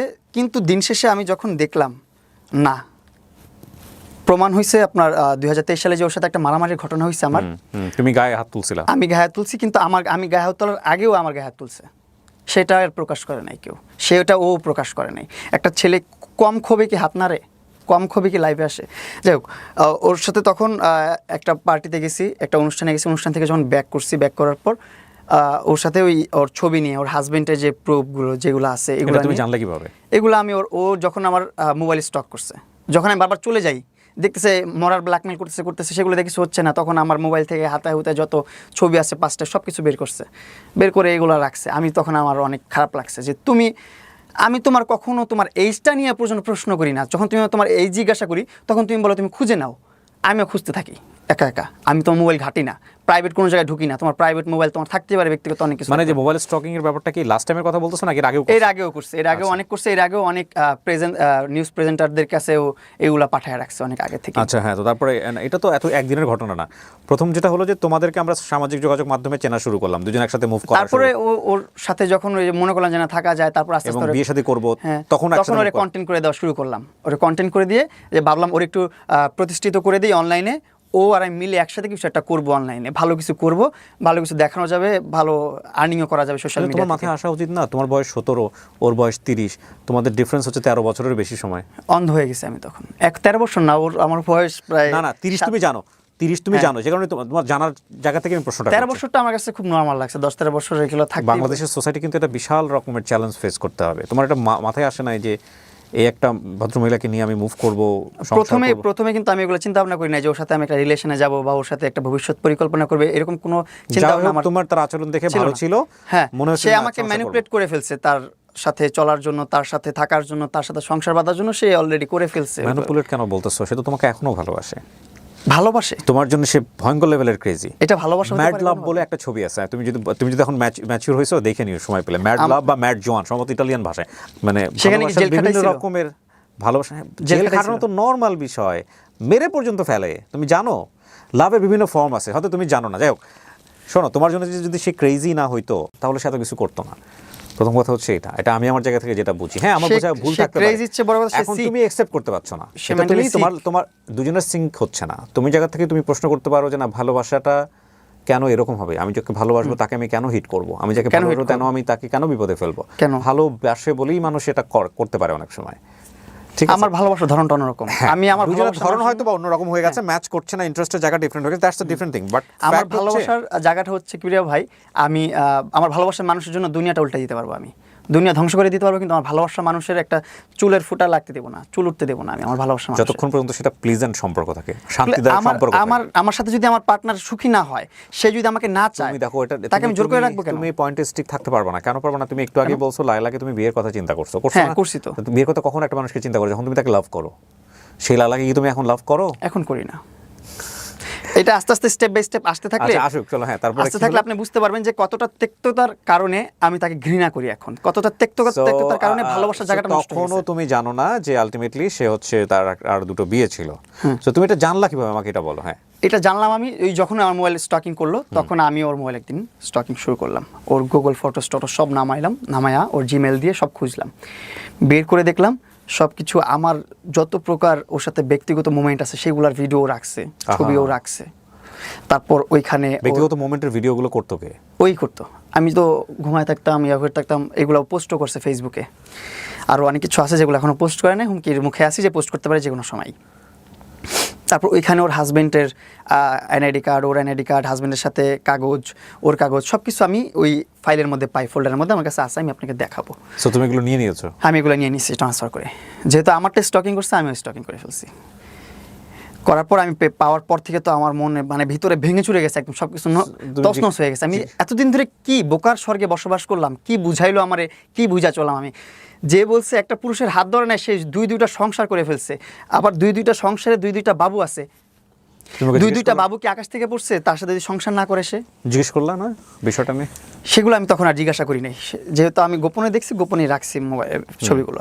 তো এই মোমেন্টে আমি যখন ওর সাথে একটা কথা তর্ক বিতর্কের মধ্যে গাড়ির মধ্যে আমি একটা অনুষ্ঠানে গেছিলাম, অনুষ্ঠানে যে সেখানে আমরা হালকা পাতলা একটু পার্টি করছি, ও পার্টি করছে, আমি পার্টি করছি, সবাই মিলে জিলে অনেক কিছু খাওয়া দাওয়া করে ওইখান থেকে বাসায় ব্যাক করছি। ব্যাক করার পর আমি বলছিলাম বাসায় চলে যাও, আমি একটু বাসায় পরে আসতেছি। আমার একটা ভাই ফোন দিছে, যেখানে আমি একটু যা মিট করবো, আড্ডা মারবো, গল্প করবো, তারপর আমি আসতেছি, একটা একাকিত্ব সময় কাটায় আসি, কারণ এমনিতে ভালো লাগতেছে, মনের অবস্থাও ভালো না। তো ওই টাইমটাতে ও বলতেছে তুমি যাইতে পারবো না এখন আমার এখান থেকে সরে, আমাকে নিয়ে তোমাকে যেতে হবে। আমি তোমাকে নিয়ে আমি যাবো না ওইখানে, আমার ওটা ব্যক্তিগত সময়, আমি ওখানে টাইম পাস করবো, এখানে আমার সময়টা কাটাবো, এখানে আমি তোমাকে নিয়ে যাবো না। আমি বলতেছে না তুমি যেতে পারবো না, তুমি কোন মেয়ের সাথে যাবে, এটা করবা সেটা করবা। আমি তখনই ওই প্রসঙ্গে আমি ওর হাজবেন্ড টান দিছি, হাজবেন্ডের কথা নিয়ে রাখছি। ওকে, আমি মেয়ে নিয়ে যাবো না কি নিয়ে যাবে, এত টেনশন করতেছো তুমি যে দুইটা সংসার করে আসছো, এগুলো সেগুলো কে বলো। তখনই ওর মাথা টাস করে বাড়ি খেয়ে গেলো, কি করবে ও, তখনই ও পাগল হয়ে গেছে। ওই টাইমটাতেই আমার একটা চড় মেরা দিল, যে কী বলিস এইসব, আমার ওর প্রুফ দেখাই নাই, প্রুফটা বাইর করছি, এর মধ্যে চড় মেরা দিচ্ছে, এই তো চড় মাইরা চুল টান দিছে, আমার মাথা নষ্ট হয়ে গেছে। আর ওর ফেসে মাল্টি সার্জারি করা, অনেক প্রকারের সার্জারি করছে, অনেক প্রকারের ট্রিটমেন্ট নিচ্ছে ওর ফেসে, থ্রেটিং, বোটক্স, এইটা ওইটা সেইটা। তো ওর মুখে ও যেভাবে চড় মারছে আমাকে, আমিও সেম চড়টাই মারছি ওকে। তো ওর মুখে রক্ত জমাট হয়ে গেছে, আমার মুখে রক্ত জমাট হয় না, কিন্তু আমার মুখে এগুলো নোকে দাগ পড়ে গেছিলো এইসব জায়গা দিয়ে, যে খামচি পড়ছে, থাপড়াইছে আমারে, থাপ্পড় দিচ্ছে, চুল ধরে টান দিচ্ছে, এগুলো দাগ পড়ে গেছিলো। তারপরে ওই বাসা থেকে বের হয়ে চলে আসছি, আমি মারামারি হলো, ওর বাসা থেকে চলে আসছি। পরের দিন অ্যাটেম্পট টু মার্ডার মামলা দিছে আমাকে। পরের দিন? কত সালে এটা? ওই 23 সালে। ওই যে আমি এখন তো বুঝে গেছে, এখন আর মামুনকে আটকা রাখা যাবে না, কারণ মামুনের কাছে সব রিভিল হয়ে গেছে। মামুন সব মামলা তো ওই দিনই দিল কি তোমার নামে? হ্যাঁ, ওই দিনই দিল। ওই দিন তো লাইভ করলো, আমরা যতদূর জানি এটা লাইভ করেই মামলা করছে, লাইভ করেই সাথে সাথে ক্যান্টনমেন্ট থানায় চলে গেছে, মামলা করে ফেলছে। ক্যান্টনমেন্ট থানা মানে ডিবি হারুনের সহায়তা ওই সময় নিছে না? হ্যাঁ, ওই সময় থেকে ওই সময় ডিবি হারুনের সহায়তা নেয় না, কিন্তু ডিবি হারুনের সহায়তা নিয়েছে যে আমি লাস্ট জেলে গেলাম ওই টাইমটা, ওই সময়টাতে। আচ্ছা ফাইন, তো তাহলে তার মামলা হয় প্রথম 2023 সালে। 23 সালে অ্যাটেম্পট টু মার্ডার মামলা। অ্যাটেম্পট টু মার্ডার মামলা। ওকে, এটা তুমি জানো কিভাবে? এটা জানতে পারি আমার ক্যান্টনমেন্টের ওইদিকে আমাকে পুলিশরা আটকাইছে। আটকানোর পর আমি বলতেছে আপনার নামে তো মামলা হয়ে গেছে, আপনাকে তো যে কোনো মুহূর্তে ধরবে, হ্যাঁ আপনি যেভাবে পারেন এটা কনসাল্ট করেন, সলভ করেন, পুলিশ বলতেছে আমাকে। সেটা একটা এমনিতে একটা ডিউটি ছাড়া বা ডিউটিতে রাস্তার মধ্যে দেখা হয়েছে, একজন ফ্যান পুলিশ বলতে পারেন, যে আমার ভিডিও দেখে। তোমার মামলা করে তোমাকে জানায় নাই? সে জানায় নাই, কিন্তু আমি জানতে পারছি আলাদা থার্ড পার্সন থেকে। জানতে পারার পর আমি তো তখন একটু ভয় পেয়ে গেলাম, কি আমার নামে অ্যাটেম্পট টু মার্ডার মামলা করছে, বলছে তোমার জেল হতে পারে এই মামলায়। তখন তো আমি ভয় পেয়ে গেলাম, তখন আবার ওর সাথে কন্ট্যাক্ট করলাম যে কী করলে, এগুলো কেন করতেছো। পরে অনেকবার মিশতে আসতেছে, আমি মিশতে চাইতেছি না। পরে আবার অনেকে বুঝাইতেছে আমাকে যে না, মেশাটা তোর খুব জরুরি, না মিশলে তুই জেল খাটবি। তখন আবার মিশলাম ওর সাথে, আবার সম্পর্কে গেলাম, আবার ভালো একটা সম্পর্কে যাওয়ার পর এই মিলমিশ কি তোমার আরেক বিভিন্ন ওই যে স্যান্ডিশা আসলো, ওই স্যান্ডিশাটা এরা এসে হ্যাঁ এরা এসে মিলাই দিল। তারপর আরও অনেকেই ছিল বিহাইন্ডে, যারা মিলাই দিছে থেকে। মিলাই দেওয়ার পর মিললাম যে মামলা উঠাই দেবে, ঠিক আছে, লাইফটা নষ্ট করার দরকার নেই, মামলা উঠাই নেক, বিয়ে শাদী করা লাগবে না, কোনো কিছু করা লাগবে না, এরকম কোনো কমিটমেন্ট নাই যে বিয়ে করতে হবে, মামলা তুলে নেবে, আমার কোনো কমিটমেন্ট নাই তখনও। তো ওকে ঠিক আছে, মামলা তুলে নাও। গেলাম, মামলা কিন্তু তুলে নেয়। ও বলছে মামলা তুলে নিছি, মামলা শেষ, কিন্তু আমি জানি না যে মামলা তুলে নেই, আমার যেতে হবে কিনা। বলে না যাওয়া লাগবে না, আমি টাকা দিয়ে সব সলভ করে ফেলছি, আমার অ্যাডভোকেট আমার লয়ার সব কিছু করে ফেলছে, তোমার টেনশনের কিছু নেই। তোমার কোনো ফোন আসে, তোমার কোনো ডিস্টার্ব হয়েছে? আমি কই না, আসলে কোনো ফোন আসে নাই, কোনো ধরনের ডিস্টার্ব, কোনো ধরনের নোটিশ আমার কাছে আসেনি, কিন্তু মামলা কিন্তু চলতেছে। ওর টাকা পয়সা দিয়ে ওইগুলো নোটিশ আসবে আমার কাছে, এগুলো বন্ধ রাখছে, যেন নোটিশ আমার কাছে না আসে। এই চলতে চলতে চলতে চলতে চলতে চলতে দেখি ও মামলা আর তুলে না। তো এর মধ্যে হুট করে ওর বাচ্চাদের নিয়ে একটা ঝগড়া হয়েছে ওর সাথে আমার। যেমন ওর কাছে আমি একটা অ্যামাউন্ট রাখছি, অ্যামাউন্টটা ওরে দিছি, একটা প্রমোশনে কাজ করার পর একটা বড় একটা অ্যামাউন্ট পেয়েছি, অ্যামাউন্টটা ওর কাছে দিচ্ছি। দেওয়ার পর ওই অ্যামাউন্টটা ওর বাচ্চাদের কাজের বুয়াদের স্যালারি দিচ্ছে ওই অ্যামাউন্ট থেকে। তখন ওর পার্সোনাল ব্যক্তিগতর জন্য ব্যবহার করলে আমার কোনো ধরনের অবজেকশন ছিল না, যেহেতু ও বলছে যে এইগুলো ওদের বাচ্চারা টানে, ওদের বাবারা ওদের খরচ চালায়, এটা করে সেটা করে। তখন আমি একটু মানে খোঁচাখুচি করছি যে হ্যাঁ তোমার ওদের বাবারা যেহেতু দেখে, তুমি আমার টাকা কেন ওদেরকে দিলা, আমার টাকা তুমি আমার ব্যাংকে ট্রান্সফার করো না, এখন 3-4 দিন হয়ে গেছে, আমার ব্যাংকে কেন আমার টাকা আসেনি। এইগুলো নিয়ে একটু তর্ক বিতর্ক হয়ে আমি অভিমান করে 2 দিন খাবার খাই না ওর বাসায়। আমি গুলশান 2-এ চলে গেছি হাঁটতে হাঁটতে, যে ওইখানে খাবার খেয়ে ওইখান থেকে আবার হাঁটতে হাঁটতে বাসায় আসছি। এত জিদ, ওর বাসায় ভাত খাবো না আমি, ওর সাথে বাসায় থাকতা কিন্তু খাইতাম না, রাগ হয়ে আসছে। আমি এখন কী করবো, ওখানে ওই ছুটেও যেতে পারতেছি না। তো ওই টাইমটাতে পরের দিন আমি পাবজি খেলতেছি, আমি পাবজিতে খুব অ্যাডিক্টেড ছিলাম, পাবজি খেলতাম সারাদিন বসে বসে। আচ্ছা মামুন, তোমার লেখাপড়াটা শেষ হয়ে গেলো কোন ক্লাস থাকতে? ক্লাস আমার লেখাপড়া শেষ হয়েছে এসএসসি থেকে, এটা ঢাকা আইডিয়াল থেকে। আচ্ছা, তো তারপরে তোমার হচ্ছে আর পড়াশোনা তুমি করলা না? না, পড়াশোনা আর করলাম না, এসএসসি দিলাম, পড়াশোনা করলাম না, এটা সাবজেক্ট ওখানে পজ হয়ে গেল। এসএসসি পাস করার পর ইন্টারে যখন অ্যাডমিট হবো ওই টাইমটাতে ইন্টারে পজ করে দিয়েছি, ইন্টার আর পড়াশোনা করি না, ইন্টার করি না, এখন আবার স্টার্ট করবো আমি। ওকে ফাইন। সো তো তোমার কি হলো, তুমি গুলশানের বাসায় থাকো কিন্তু তুমি খাও না? হ্যাঁ, খাই না। পরে 2 দিন ওর সাথে অভিমান, এই অভিমানের মধ্যেও খাবার গরম করে নিয়ে আসছে, আমি গেম খেলতেছি এর মধ্যে খাবার গরম করে নিয়ে আসছে, খাবার গরম করে আনছে, আমি বলছি আমি তো খাবার খাবো না তোমার এখানে, খাবার খেতে ইচ্ছে করতেছে না আমার, আমি গেম খেলতেছি, আমি পরে খাবো খাবার। এটা বলে এই ওর মেজাজ চড়া হয়ে গেল কেন জানি, হুট করে বলতেছে তুই খাবার খাবি না কেন, আমি খাবার নিজে গরম করে নিয়ে আসছি, খাবি না কেন? হ্যাঁ, ভাই আমি খাবো না, তুমি নিজে নিজে গরম করছো, নিজে নিজে গরম করে আনতেছো, তুমি কষ্ট করছো, তোমার কষ্ট করছো তো আমি বলি নাই।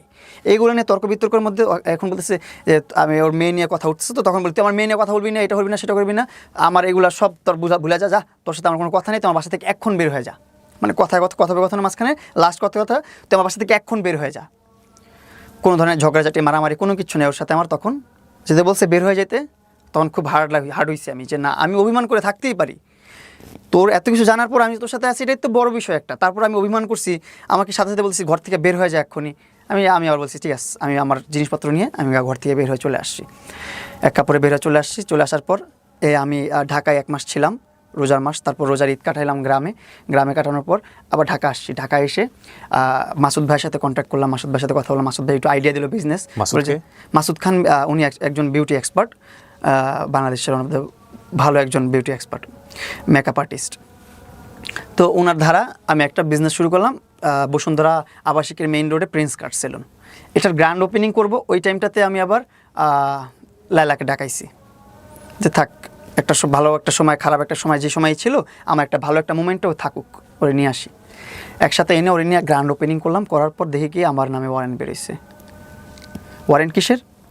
ওই যে 2023 সালে অ্যাটেম্প টু মার্ডার মামলা করছে, ওই অ্যাটেম্প টু মার্ডারের ওয়ারেন্ট বেরিয়েছে। এটা গ্র্যান্ড ওপেনিংয়ের আগে অ্যাটেম্প টু মার্ডারের মামলা বেরিয়েছে, ওয়ারেন্ট বেরিয়েছে। ওয়ারেন্ট বের হওয়ার পর এখন তো আমি ভয় পেয়ে গেছি অনেক, কিরে ওয়ারেন্ট বের হয়ে গেল, গ্রেফতারি পরোয়ানা বের হয়েছে, আমাকে অ্যারেস্ট করবে এখনই। পরে আমি তো এখন কি করব? পরে মাসুদ ভাইয়ের সাথে কনসাল্ট করলাম, ভাই বিজনেসটা স্টার্ট করতেছে, কীভাবে কী করবো, সব তো নষ্ট হয়ে যাবে, সব তো। পরে মাসুদ ভাই লয়ারদের সাথে কথাবার্তা বলে উনি আমাদেরকে, আমি স্যারেন্ডার করছি কোর্টে স্যারেন্ডার করে আমি আমার যে বক্তব্য সেটা পেশ করছে আমার লয়ার। পেশ করার পর আদালত মনে করছে যে হ্যাঁ এটা জামিনযোগ্য, জামিন দিয়ে দিছে। জামিনটা পাওয়ার পর ওর নিয়ে গ্র্যান্ড ওপেনিং করছি, জামিন পাওয়ার পর গ্র্যান্ড ওপেনিং করছে। তখন সঙ্গে সঙ্গে তুমি ওকে ধরো নাই যে তুমি এটা কেন ওয়ারেন্ট বের হইলো বা কি অবস্থা? এটা নিয়ে আর প্রশ্নই করি না, ওর সাথে থাকি না আমি, ওর সাথে তো কথা বলি না আমি আর। ও তখন তুমি থাকো না? না, কথা বলি না। তো ওকে নিয়ে কেন গ্র্যান্ড ওপেনিং করলা তাহলে? ওই যে মনে করলাম যে একটা শুভাকাঙ্ক্ষী হিসাবে ওরে নিয়ে আসি, গ্র্যান্ড ওপেনিং করাই, আমার জীবনের প্রথম বিজনেস, প্রথম একটা ভালো কাজ করতেছি, প্রথম কিছু একটা হচ্ছে, আমার প্রতিষ্ঠান হচ্ছে, একটু নিয়ে আসি, সবাই থাকুক, মুক্কা লাগালি না করে। এখন আমি ভাবতেছিলাম আমার এটাও, যে আমার গ্র্যান্ড ওপেনিং যদি পুলিশ ঢুকায় দেয় অ্যারেস্ট করার জন্য, তখন আমি কি করবো? এই জন্য এটাও একটা পয়েন্ট ছিল আমার, ওকে আমার গ্র্যান্ড ওপেনিংয়ে রাখা। আরেকটা পয়েন্ট যে একটা শুভাকাঙ্ক্ষী ওরেও রাখি আমার সাথে, এই দুইটা পয়েন্ট একসাথে কাজ করছে মাথায়। তো এই দুইটা চিন্তাভাবনা করি আমার গ্র্যান্ড ওপেনিংয়ে লালাকে আনাইছি, লালাকে রাখছি। রাখার পর গ্র্যান্ড ওপেনিং করলাম, বিজনেস চলতেছে। 2-1 দিনের মধ্যে দেখি আবার আমার নামে ধর্ষণ মামলা বেরিয়েছে। ধর্ষণ মামলা? জি, ধর্ষণ মামলা বের হয়েছে। তাও ওর সাথে কিন্তু সম্পর্ক কিন্তু শেষ 3 মাস হয়ে গেছে, প্লাস 3 মাসের মাথায় আমার 2-3 মাসের মধ্যেই আমার ধর্ষণ মামলা করছে আমার নামে। এই ধর্ষণ মামলা নিয়ে তো এখন আবার হ্যাসেল, এই তো ঝামেলা পড়ে গেলাম। ধর্ষণ মামলাটা করছে আমি জানি না, এটার একটা স্টোরি আছে, এই স্টোরিটাও আমি বলি এখন খুলে। ওপেনিং আমার প্রিন্স কাট সেলুনের গ্র্যান্ড ওপেনিংয়ের পর আমি আর মাসুদ ভাই গেছি আপনার চিটাগাঙে সিলেট চিটাগাঙের একটা মত বিনিময় হচ্ছে কোনো একটা প্রকল্প নিয়ে, ওইখানে আমরা ছিলাম। ওইখানে অনেক গবেষণা, অনেক কথাবার্তা বলছে, অনেক মুরব্বী মানুষরা সেখানে শুনতেছিলাম, আমরা গেস্ট ছিলাম। তো ওই কাজ শেষে যখন আমি ব্যাক করতেছি কুমিল্লাতে, আবার মাসুদ ভাইয়ের সেলুন আছে, ওইখানে ভিজিট করে যখন ব্যাক করতেছি, দাউদকান্দিতে ফিল্মি স্টাইলে 15-20 জন পুলিশ এসে ঘেরে, কোন দিক থেকে আসছে, কি হয়েছে না হয়েছে, সার্কেল অফিসার, এটা ওইটা সেইটা ভরা, 15-20 জন সবাই এসে গাড়ি ধরে রাখছে। মনে হচ্ছে যে একজন বাংলাদেশের ন্যাশনাল যে মাফিয়া বা ন্যাশনাল যে ক্রাইমের যে অনেক খারাপ কেউ থাকে, সে যাচ্ছে, তাকে আটক করা হয়েছে, এরকমভাবে আমাকে আটক করছে। আমি কিন্তু তখন জানি না, মানে আমার কী মামলা হয়েছে। আটক করার পর কী হয়েছে, বলছে আপনার নামে অভিযোগ আছে, আপনি যেতে পারবেন না, এখন এখানে থাকেন। আমি বলছি ভাই আমার তো গ্রেফতারি পরোয়ানা ফেরত আছে, এই যে দেখেন আমি তো গ্রেফতারি জামিন নিচ্ছি, আমি তো গ্রেফতার হওয়ার কোনো কথা নাই এখানে। আপনার মনে হয় ভুল হচ্ছে আপনার কোথাও, আমার কোনো ভুল হচ্ছে না, আপনি বসেন, আপনার নামে ধর্ষণ মামলা আছে। আমার মাথা মানে আকাশ ভেঙে পড়লো, শরীরটা ছেড়ে দিল সাথে সাথে, কি ধর্ষণ মামলা আমার নামে? পরে বলতেছে আপনি দাঁড়ান, আমি আপনি আমার কাগজ দেখান, আপনি যে আমার অ্যারেস্ট করতেছেন, আমাকে আটকে রাখছেন কেন, কাগজ দেখান। পরে উনি কোথায় কোথায় ফোন দিল, কাগজ পাঠাইলো ওনাকে, ওনার কাছে কিন্তু তখনও কাগজ নাই, সে কাগজ আনায় কাগজ আমার দেখেছে। সে কোন জায়গা থেকে তকবির করছে যে দাউদকান্দি সার্কেল অফিসার আরও যত পুলিশ আছে তারা কাগজ ছাড়াই আমাকে অ্যারেস্ট করে ফেলছে। পরে আমাকে কাগজ 10-15 মিনিট পর আমার কাগজ এনে দেখেছে, এই দেখেন আপনার কাগজ। তখন দেখলাম যে লেলা আক্তার ফারহাদ আমার নামে ধর্ষণ মামলা করছে। কেন করছে? আমি এখন ইন্ডিপেন্ডেন্ট, আমি এখন বিজনেস করি, আমি আমার মতন মুভ অন করছি, আমি আমার মতন থাকতেছি, এই জন্য আমার নামে মামলা করছে। ওইখান থেকে ধরে ডিরেক্ট ওইখানে রাইখা কতটা মানে ইম্পর্টেন্ট আমি অ্যারেস্ট হওয়াটা, তৎনগত ওইখান থেকে প্রাইভেট মাইক্রোবাস গেছে, পুলিশের গাড়ি যায় নাই কিন্তু আমাকে পিক করার জন্য, প্রাইভেট গাড়ি গেছে আমাকে আনার জন্য দাউদকান্দি থেকে। প্রাইভেট গাড়ি যেয়ে ওইখান থেকে পিক করে এনে থানায় রাখছে, ক্যান্টনমেন্ট থানায়, ওইখান থেকে চালান করছে আদালতে, ওইখান থেকে জেল খাটলাম আমি। এর মাঝখানে তো মিডিয়াতে সব আলোচনা সমালোচনা হলো। হারুনের কাছে তো গেল একবার, ডিবি হারুনের কাছে, হ্যাঁ, এটা যে ধর্ষণ মামলা করার আগে গেছে, তখন তো তোমার জানার কথা যে মামলা করার জন্য সে যাচ্ছে। আমি বুঝতে পারি না, সে বলতেছে সে নিউজ করতে গেছে, তার সাথে হলুদ সাংবাদিকের তো অভাব নাই যেগুলোকে পালে এসে। সবাইকে, সব সাংবাদিককে বলি না, কিছু কিছু সাংবাদিক আছে যারা হচ্ছে যে মিথ্যা প্রচার করে, তাদেরকে বলতেছি। সেই লোক নিয়ে গেছে, সে বলতেছে আমার আইডিতে সমস্যা হয়েছে, এটা হয়েছে সেটা হয়েছে। সেই যে পাক না, তার 11টা পেজ, 8টার মধ্যে মনিটাইজেশন আছে। সে লাস্টে আমাকে বলে কি, তুমি চাইলে তো তোমাকে প্রতি মাসে আমি একটা করে বাইক কিনে দিতে পারি, বুঝছেন, তুমি চাইলে প্রতি মাসে একটা করে বাইক কিনে দিতে পারি, তুমি যদি আমাকে একটু সাপোর্ট করো, 8টা পেজে মনিটাইজেশন আছে, টাকা কত আসবে বুঝতেছো, এইভাবে পর্যন্ত বলছে। সে আবার যাবে তার অ্যাকাউন্টে সলভ করতে ডিবি অফিসে। তার সাথে যখন ঝগড়া হয়, সে আরেক আমাকে ফোন দিয়ে বলে যে মামুনের পেজটা এখনই শেষ করো, ডাউন করো, যে আমাকে নিয়ে লাইভ করছে, এটা করছে সেটা করছে। তো আমি তো সে নিউজ করতেছে যে তার পেজের সমস্যার জন্য গেছে, তার অ্যাকাউন্টের সমস্যার জন্য গেছে, এগুলা সেগুলা। ঠিক আছে, আমি ওটার ওইভাবে নিয়ে নিই, আমলে নিয়ে নেই। তো জেল টেল খেটে বের হলাম, দুধ দিয়ে গোসল করলাম, আর জীবনে যাবো না ওর কাছে, যা হয়েছে হয়েছে। জেল খাটলাম 24 দিন। তুমি দেখছো তোমার জেল খাটার সময় তোমার মা কি করছে? হ্যাঁ, আমি এগুলা বের হয়ে দেখে খুবই কষ্ট পাইছি। তার চেয়ে বেশি কষ্ট পাওয়ার কথা তোমার মাকে নিয়ে যে তুচ্ছতাচ্ছিল্য করছে জনগণ। করছে আমার আম্মুকে নিয়ে তুচ্ছতাচ্ছিল্য। আসলে আমার আম্মুরা তো অনেক ব্যাক স্টেজে, কেন করছে জানো? ব্যাকডেটেড মানুষ তো। না, ব্যাকডেটেড না, এটা কেন করছে প্রিন্স জানো? কথা গুছায় বলতে পারে না, কথা গোছানোর জন্য না। তোমরা যখন, তোমাদের তো আজকে ধরো নতুন না, আমরা জানি তোমাদের সোশ্যাল মিডিয়াতে তোমরা যেভাবে মুভ করছো, তোমার আম্মাকেও জড়াইছো এটার মধ্যে। তোমার আম্মা কিন্তু তোমাদেরকে নিয়ে বলতো, কমেন্ট করতো যে না ঠিক আছে থাকুক, বয়স একটু বেশি, ওদের দুজনেরই মাথা গরম, এই কথা আম্মু করতো। কারণ হচ্ছে আম্মু বলতো যে মামুন যেভাবে হ্যাপি থাকি, মামুন যেভাবে না, কিন্তু সেটা অন্য। তোমার আম্মাকে মিডিয়া টানার তো কোনো প্রয়োজনই ছিল না, এটা কেন করছো? যে কারণে তোমার আম্মা যখন তোমার জন্য রাস্তায় নামলো, তখন কিন্তু তোমার আম্মাও বিভিন্ন রকমের কটু কথা শিকার হয়েছে মানুষের দ্বারা। মানে ধরো ও কিন্তু ওর বাচ্চাদেরকে বা ওর ফ্যামিলির কাউকে কখনো মিডিয়াতে সামনে আনে নাই, খেয়াল করছো? হ্যাঁ। যখন কোনো ইন্টারভিউ দিছে আজ পর্যন্ত কোনো জায়গাতে যতবার ওনাকে প্রশ্ন করা হয়েছে, উনি বলছে ফুল স্টপ, স্মার্টলি থামাই দেয় প্রেজেন্টারকে যে এর বাইরে নিয়ে কোনো কথা হবে না। এখানে একটা বিষয়, তুমি তোমার মাকে জড়াইছো। আমি আমার মাকে জড়াইতে চাইনি কখনো, আমি আমার মাকে নিয়ে ওরকমভাবে কখনো কোনো নিউজ প্রেজেন্টারের সামনে কথা বলি নাই, কিচ্ছু করি নাই। লালা কী করছে, আমার গ্রামে বাড়ি গেছে, যে ওই বললাম না ওর সাথে সব সময় এই যে এখন সমস্যা চলতেছে, এখন সমস্যায় আমি কোথায় দৌড়ায়া নিজেকে সেফ ফিল করবো, কীভাবে নিজেকে রক্ষা করব, সেই জন্য আমি রাস্তায় রাস্তায় দৌড়াইতেছি, এই দৌড়াই ওই জায়গায় যাই, ওই জায়গায় যাই, আমার নিজের খাওয়া দাওয়া ঘুমের কোনো কিছু ঠিক নাই। আর এই সময় ও যে এখানে মিট আপ করে, ওইখানে মিট আপ করে, আপনি ওর প্রোফাইলে ঢুকেন 100 পোস্ট পাবেন এই ঝগড়ার পরে। ও কতটা অ্যাটেনশন সিকার, ও এই ঝগড়া হয়েছে 5 দিন হয়েছে, 5 দিনের মধ্যে 500 ভিডিও আপলোড করে ফেলছে। 100 ভিডিও তো নর্মালি পাবেন ওর ভিডিওতে, ওর অ্যাকাউন্টে যান দেখবেন 100 ভিডিওর উপরে আছে, এখানে মিট আপ করে, সেখানে মিট আপ করে। আর মিট আপে যাচ্ছে, মিট আপের মধ্যে 20-30 জন নিউজ প্রেজেন্টার নিয়ে যাচ্ছে, তারা মাইক রেখে মিট আপ বন্ধ করে তারা নিউজ প্রেজেন্ট করতেছে। তার কতটা সময় আছে তার হাতে? তার বিষয় হচ্ছে আমি তো রাষ্ট্রবাদী, আমার মামলা রাষ্ট্র লড়বে, যা আমি তো মামলা করে দিয়ে এসছি, এটাই আমার জন্য অনেক কিছু। তারপর একটা রাষ্ট্র বুঝে নেবে, আইন বুঝে নেবে, সে তার মতন দৌড়াক, আমি আমার মতন চিল করি, সে তার মতো কিন্তু চিল আছে, সে মিট আপ করে, এটা করে সেটা করে, সে চিল করতেছে। মামলা করলো তোমার? হ্যাঁ, মামলা করলো, এই ধর্ষণ মামলা। এই দুধ দিয়ে গোসল করলাম, দুধ দিয়ে গোসল করার পর আমি বললাম যে আর জীবনে এই মহিলার কাছে যাবো না, এই মহিলার কাছে আর জীবনে যাবো না। 1 বছর কিন্তু পার হয়ে গেছে, যাই নেই। 1 বছরের মধ্যে এই 1 মাস আগে মাসুদ ভাই বলতেছে যে এইভাবে মামলা চলতেই থাকবে, হাজিরা দিতেই থাকবে, শেষ হবে না। নারী কেলেঙ্কারি মামলা তো এগুলো শেষ হয় না, এগুলো খুবই ঝামেলা, সারা জীবন নষ্ট হয়ে যাবে, জীবন ফিউচার সুন্দর করতে পারবি না। সো বেটার হয় যে তোর একটা ভালো একটা মিউচুয়াল আন্ডারস্ট্যান্ডিং আইসা মামলাটা ক্লোজ কর। এই হচ্ছে আমাকে বলা হলো। বললাম, ঠিক আছে ভাই, আপনারা যেটা ভালো মনে করেন। এখন আমার তো আর মুরব্বী, তাদের কি মানি, তারা বলছে যেহেতু, বলে ভাই যেটা ভালো মনে করেন আমাকে তারপর নিস্তার দেন, যেভাবে ভালো হয় আমার জন্য, আমার লাইফের জন্য। তারপর তারা মিলাই দিল, আমাদেরকে মিলাই দিয়া সে বললো যে ঠিক আছে তুমি লাইভে এসে সমাজের সামনে, মানে দেশবাসীর সামনে সবার সামনে আমাকে সরি বলবা, আমি তোমাকে সরি বলবো, শোধবাদ শেষ, আর কোনো কথা হবে না, আমি তোমার মামলা তুলে নিব। আমি বললাম ঠিক আছে, তাহলে শুভাকাঙ্ক্ষী একটা আমাদের সম্পর্কে কী থাকবে, কয় আমি বললাম বন্ধু থাকি, আমি বললাম বন্ধু হই আমরা। ও বলে না, আমরা বন্ধু হবো কেন, আমরা কোলাবোরেশন পার্টনার, শুভাকাঙ্ক্ষী, আমি তোমার ভালো চাই, তোমার ভালো চাই, এতটুকুই, এর বাইরে আমাদের কোনো সম্পর্ক নেই। আমি বলি ঠিক আছে, তোমার যেভাবে বলে ভালো মনে হয় বলো। তো আমি সব জায়গায় কিন্তু বন্ধু স্টাবলিশ করতে চাইছি, কিন্তু ও বলতে চাইছে শুভাকাঙ্ক্ষী, কোলাবোরেশন পার্টনার, এইগুলাই করুক, সমস্যা নেই, কিন্তু মামলাগুলো তুলুক। এর মধ্যে নিউজ প্রেজেন্টার দিয়ে একটা প্রেস কনফারেন্স করলাম, প্রেস কনফারেন্সে নিউজ করলাম, বললাম ওরে সরি বললাম, আমার সরি বললো। আমার ভুল বোকামি হয়েছে যে আমি স্টাম্প করে রাখি নাই যে মামলা তুলবে ভুল সরি বলার পর, এই স্টাম্পটা করিনি আমি, ও বলে নেই। সিস্টেমটা করে নিয়ে দেখে এখানে আবার ফাইসা গেলাম। নিউজ প্রেস কনফারেন্স করার পর থেকেই ও আবার ওর কথা বলা শুরু হইলো যে এটা করতে হবে, সেটা করতে হবে, এখানে আসতে হবে, সেখানে আসতে হবে। এখন তো আবার ফাইসা গেছি, এখন আবার কি করব? এখন যখন যা বলে তখন তাই করতে হয়, যখন বলতে হয় এখন দিন, রাইতে বলে দিন, আর রাইতের বেলা দিন মানতে হয়। এরকম ধরে দিবে পুলিশে, নাহলে পুলিশে ধরা দিবে, মামলা আবার স্টার্ট করে দিবে, মামলায় যেভাবে পারে সেভাবে করবে। পরে আমি বললাম ঠিক আছে, তুমি যেভাবে বলবো সেভাবেই হোক, আমরা ভালো বন্ধু হিসাবে থাকি। পরে এমনও হয়েছে যে আমি নিউজ করতেছি তখন আমি বলতেছি, আমার বিয়ে হলে যখন প্রশ্ন করছে মানুষজন, আপনারা দেখছেন হয়তো বা অনেক জায়গায়, যে মামুন যদি বিয়ে করে আপনার কোনো সমস্যা আছে কিনা, বলতেছে আমার কোনো সমস্যা নাই, মামুন বিয়ে করবে, মামুনের হানিমুনি নিয়ে যাবো আফ্রিকাতে, মামুনের এটা করে দেবো সেটা করে দেবো, এইগুলো পর্যন্ত বলছে নির্লজ্জ মানুষটা। এগুলো বলার পর আমি কোন মেয়ের সাথে ঘুরলাম না করলাম, কোন ফ্রেন্ড নিয়ে ঘুরলাম, কোন ফ্রেন্ডের সাথে মেক আউট করলাম, তারপর কি বলে ডেট করলাম, সেইগুলো নিয়ে তার কত সমস্যা, কত ঝামেলা, সে কেন করলাম, এখন তোর মামলা তুলবো না, কী করবি করে নে।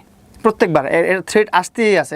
যতবার আমি কোথাও যাই ঘুরতে, ফ্রেন্ডদের সাথে আড্ডা মারতে যাই, ততবারই আমার ফোন দিয়ে বাজে ব্যবহার করে আর বলে যে তোর মামলা তুলবো না।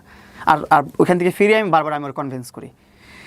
তো লাস্ট টাইম যেটা হয়েছে, আমার বাসায় আসার পরে ও একটু কিছু খাওয়াইলো আমারে, খাওয়ানোর পর আমি একদম অচেতন হয়ে গেছি। অচেতন হয়ে আমি ওর বাসায় শুয়ে আছি, মানে অজ্ঞান হয়ে পড়ে আছি। আমি আপনাকে যদি দেখাই, এটা সুন্দর নর্মাল ঘুম না, নর্মাল। এই ভিডিওটা তুমি পেলা কিভাবে? ভিডিওটা পেলাম আমি ওদের যে প্রেস একটা গ্রুপ আছে, সেই গ্রুপেও 6:30 বাজে আপলোড করছে এই ভিডিও। তোমার ভিডিও? আমার পার্সোনাল ব্যক্তিগত ছবি, ভিডিও সব কিছু। আমি আপনাদেরকে একটু দেখাই। এই যে ক্রাইম, ভেরি ডেঞ্জারাস ক্রাইম। এই যে দেখেন, মেড দ্য প্রেস। এটা উনি করেছে, তুমি শিওর? হ্যাঁ, ওনার ভেরিফাইড নাম্বার আমি দেখাই আপনাকে, আমি তো পুরো স্ক্রিন রেকর্ড করে রাখছি। তারপরে এই যে এটা ওনার ভেরিফাইড পেজ থেকে পোস্ট করা। এই মেয়েটা আমার একটা খুব ভালো একটা ফ্রেন্ড। দেখি ভিডিওটা। এটা হ্যাঁ, এগুলো তো আলোচনা হয়েছে, সমালোচনা হয়েছে। So why don't you take some legal action? এই মেয়েটা খুব ভালো একটা ফ্রেন্ড আমার। ও চিটাগাং ভালো ফ্রেন্ড এইভাবে ছবি তোলে? আচ্ছা, আমি তোমাদের জেনারেশন নিয়ে কথা বলতে চাই না ভাই, তোমরা এত ক্লোজ হতে পারো কিনা? Okay fine. ও হ্যাঁ, ওর পেজ থেকেই তো করছে এটা। ওর পেজ থেকে করছে। ও এটা কারণ আছে এভাবে ছবি তোলার, কারণ কি, ওর একটা বয়ফ্রেন্ড আছে অস্ট্রেলিয়াতে। জায়গার ডিটেইলস বলা দরকার নেই। এটা কে ছিল? এটা আমার একটা কাজের মেয়ে, মানে কাজ করার, মানে ভিডিও কন্টেন্টের কাজের মেয়ে। সেখানে আমরা এইভাবে okay fine. So you have T-shirt পরা আছে আমি এখানে। She is also popular content creator. হ্যাঁ। ওর নাম কি? অনামিকা ঐশী। তো ও আমার খুব ভালো ফ্রেন্ড। মানে ওর সাথে তোমার যে ধরনের ভিডিও, সেটা তো তোমাদের মধ্যে ইন্টিমেসি ছিল? না, তোমাদের ব্যক্তিগত বিষয়। ইন্টিমেসি ভিডিও না, ব্যক্তিগত বিষয়। ঠিক আছে, ইন্টিমেসি কোনো ভিডিও নাই আমার এখানে, আমার কোনো পর্নোগ্রাফি ভিডিও নাই এখানে। আচ্ছা, অনামিকা ঐশীর সঙ্গে তোমার যে ভিডিওটা, এগুলো পর্নোগ্রাফি নাই এখানে, কোনো স্ক্যান্ডাল নাই, সব নর্মাল ভিডিওগুলোকে ও খারাপভাবে ওইখানে আবার পর্নোগ্রাফি ঢুকাই দিয়েছে, অন্য মানুষের ভিডিও ঢুকাই দিয়ে সেগুলো আপলোড করছে। ওকে, আমি আপনাকে ওই জিনিসটা দেখাই একটু। জি। এই যে এই রেকর্ডের মধ্যে আছে, এই যে নাম্বারটা। আচ্ছা, ওই আরেকটা ঘটনা যেটা বলতেছিলাম, এটা একটু বলা দরকার ছিল, একটু বলি। ওই যে বললেন যে ফ্রেন্ডদের সাথে ছবি তুলে, এই মেয়েটা আবার কি করছে, মেয়েটার সাথে ওই দিনই প্রথম পরিচয় আমার। মেয়েটা ওর বয়ফ্রেন্ডকে ট্রিগার হয়ে বয়ফ্রেন্ডের উপর রাগ করে, বয়ফ্রেন্ড কি করছে, থাকে ঢাকার, বাংলাদেশের বাইরে, ওই আবার আরেকটা মেয়ে নিয়ে ঘুরছে, ডেট করছে। দুজন খুব লয়াল ছিল। ছেলে যেহেতু ডেট করছে, মেয়েটাও রাগ হয়ে বলতেছে আমার বয়ফ্রেন্ড তো এরকম আমার সাথে চিট করছে, তোমার সাথে কয়েকটা ছবি তুলে এগুলারে ওরে আমি ট্রিগার করবো, ওরে নিয়ে একটু মজা নেবো, চেতাবো, ওরে একটু আমাকে হারানোর ভয়টা ওকে দেখাবো, ও যেন ভয় পায় যে আমিও ডেট করতে পারি, আমিও বাইরে যেতে পারি, আমি ওকে ছেড়ে দিতে পারি, এই জন্য ওই ছবিটা তুলছি, ওই ছবিটাও আপলোড করতেছি। এই জিনিস, এই স্টোরিটাও লালা জানে। এই যে ওর ভেরিফাইড নাম্বার, এই যে ওর ভেরিফাইড নাম্বার, এই নাম্বার থেকে যে দিছে এই জিনিসগুলো, এই সব প্রুফ। এই যে সকাল 6:30 বাজে ও পোস্ট করছে। আমি যদি এই লাইভ করে বের হওয়ার পর এইগুলো যখন করলাম, আবার বলি ওইখান থেকে শুরু করি, যে ওর বাসায় ঘুমাচ্ছি, ঘুম থেকে উঠলাম 11টার দিকে, উঠে দেখি কি অনলাইনে আমার ভিডিও, আমার ব্যক্তিগত ভিডিও, ব্যক্তিগত ছবি যেগুলো আমি তুলে রাখছি আমার মোবাইলে, সেগুলো পাবলিশড হয়ে গেছে। আমি কীভাবে পাবলিশড হলো? আমি ঢুকলাম, ঢুকে দেখি কি মোবাইলটা লালা স্টকিং করছে। স্টকিং করে আমার সব মোবাইল, যত ছবি, যত ভিডিও ছিল সব বের করছে। তারপর এই দেখেন ছবি দেখাই আমি, 10:22 দেখেন কীভাবে ঘুমাচ্ছি আমি, কোলবালিশের উপর মাথা দিয়ে এভাবে পড়ে আছি। এটা কি সুস্থ ঘুম? আমাকে অজ্ঞান করে রেখে আমার মোবাইল থেকে সকল প্রকার তথ্য, ব্যক্তিগত ভিডিও, ব্যক্তিগত পিকচার সব কিছু ট্রান্সফার করছে। এটা কিভাবে নিছে? পাসওয়ার্ড দেওয়া ছিল না? হ্যাঁ, পাসওয়ার্ড ওর মুখস্থ করে রাখছি। কীভাবে জানো? ওর সামনে, এর মধ্যে তো 1 মাসের মধ্যে অনেকবার পাসওয়ার্ড খুলছি ওর সামনে, ও পাসওয়ার্ড দেখে মুখস্থ করে রাখছে। এটা আনলক করছে, করে ইনস্ট্যান্ট ট্রান্সফার করে এগুলো সব ওর প্রেসের যে গ্রুপ আছে সকাল 6:30 থেকে পোস্ট করা শুরু করছে। 10:30 বাজে লেখছে যে মামুন ঘুমাচ্ছে এখনও। সেখানে আমি কীভাবে ট্রেস পাস করি ওর? এই ঘুম থেকে উঠে তো আমার মাথাটা নষ্ট হয়ে গেল। তখনই তুমি লাইভে যাও? তখন আমি বলি তুমি এগুলো কী করলা? না, তখন আমি লাইভে যাই নাই এখনও। তো আমি বললাম তুমি নিশ্চয় ভালো কথা, তোমার কাছে রাখতা, ব্যক্তিগতভাবে রাখতা, আমাকে বলতা, তুমি পোস্ট করে দিলে কেন এগুলো? আমারগুলো তো তুমি পোস্ট করতেই আসো, তুমি আগে থেকে 2024-23 সাল তখন থেকে আমার ব্যক্তিগত ছবি, ব্যক্তিগত ভিডিও আপলোড করতেই আছে। ওর সাথে যতগুলো আপলোড করছে সেগুলো তো হিসাবই নাই, এগুলো নিয়ে তো অত মাথা ব্যথা না। কিন্তু এই যে এই মেয়েগুলো, এইগুলো ওদের ভিডিওগুলো, ওদের ছবিগুলো, এগুলো তো কোনো স্ক্যান্ডাল না, কোনো খারাপ কিছু না, তুমি ওদেরকে এক্সপোজ করলা কেন এইভাবে? এক্সপোজ করো, যেটা আমাদের খারাপ দেখা যাচ্ছে সেটা শুধুমাত্র এক্সপোজ করো। যে মেয়েগুলোকে ভালো দেখা যাচ্ছে, ভালোভাবে আছে, ভালো একটা ফ্রেন্ড, ক্লোজ ফ্রেন্ড হতে পারে, তাদের সাথে তুমি এভাবে কেন এক্সপোজ করলা?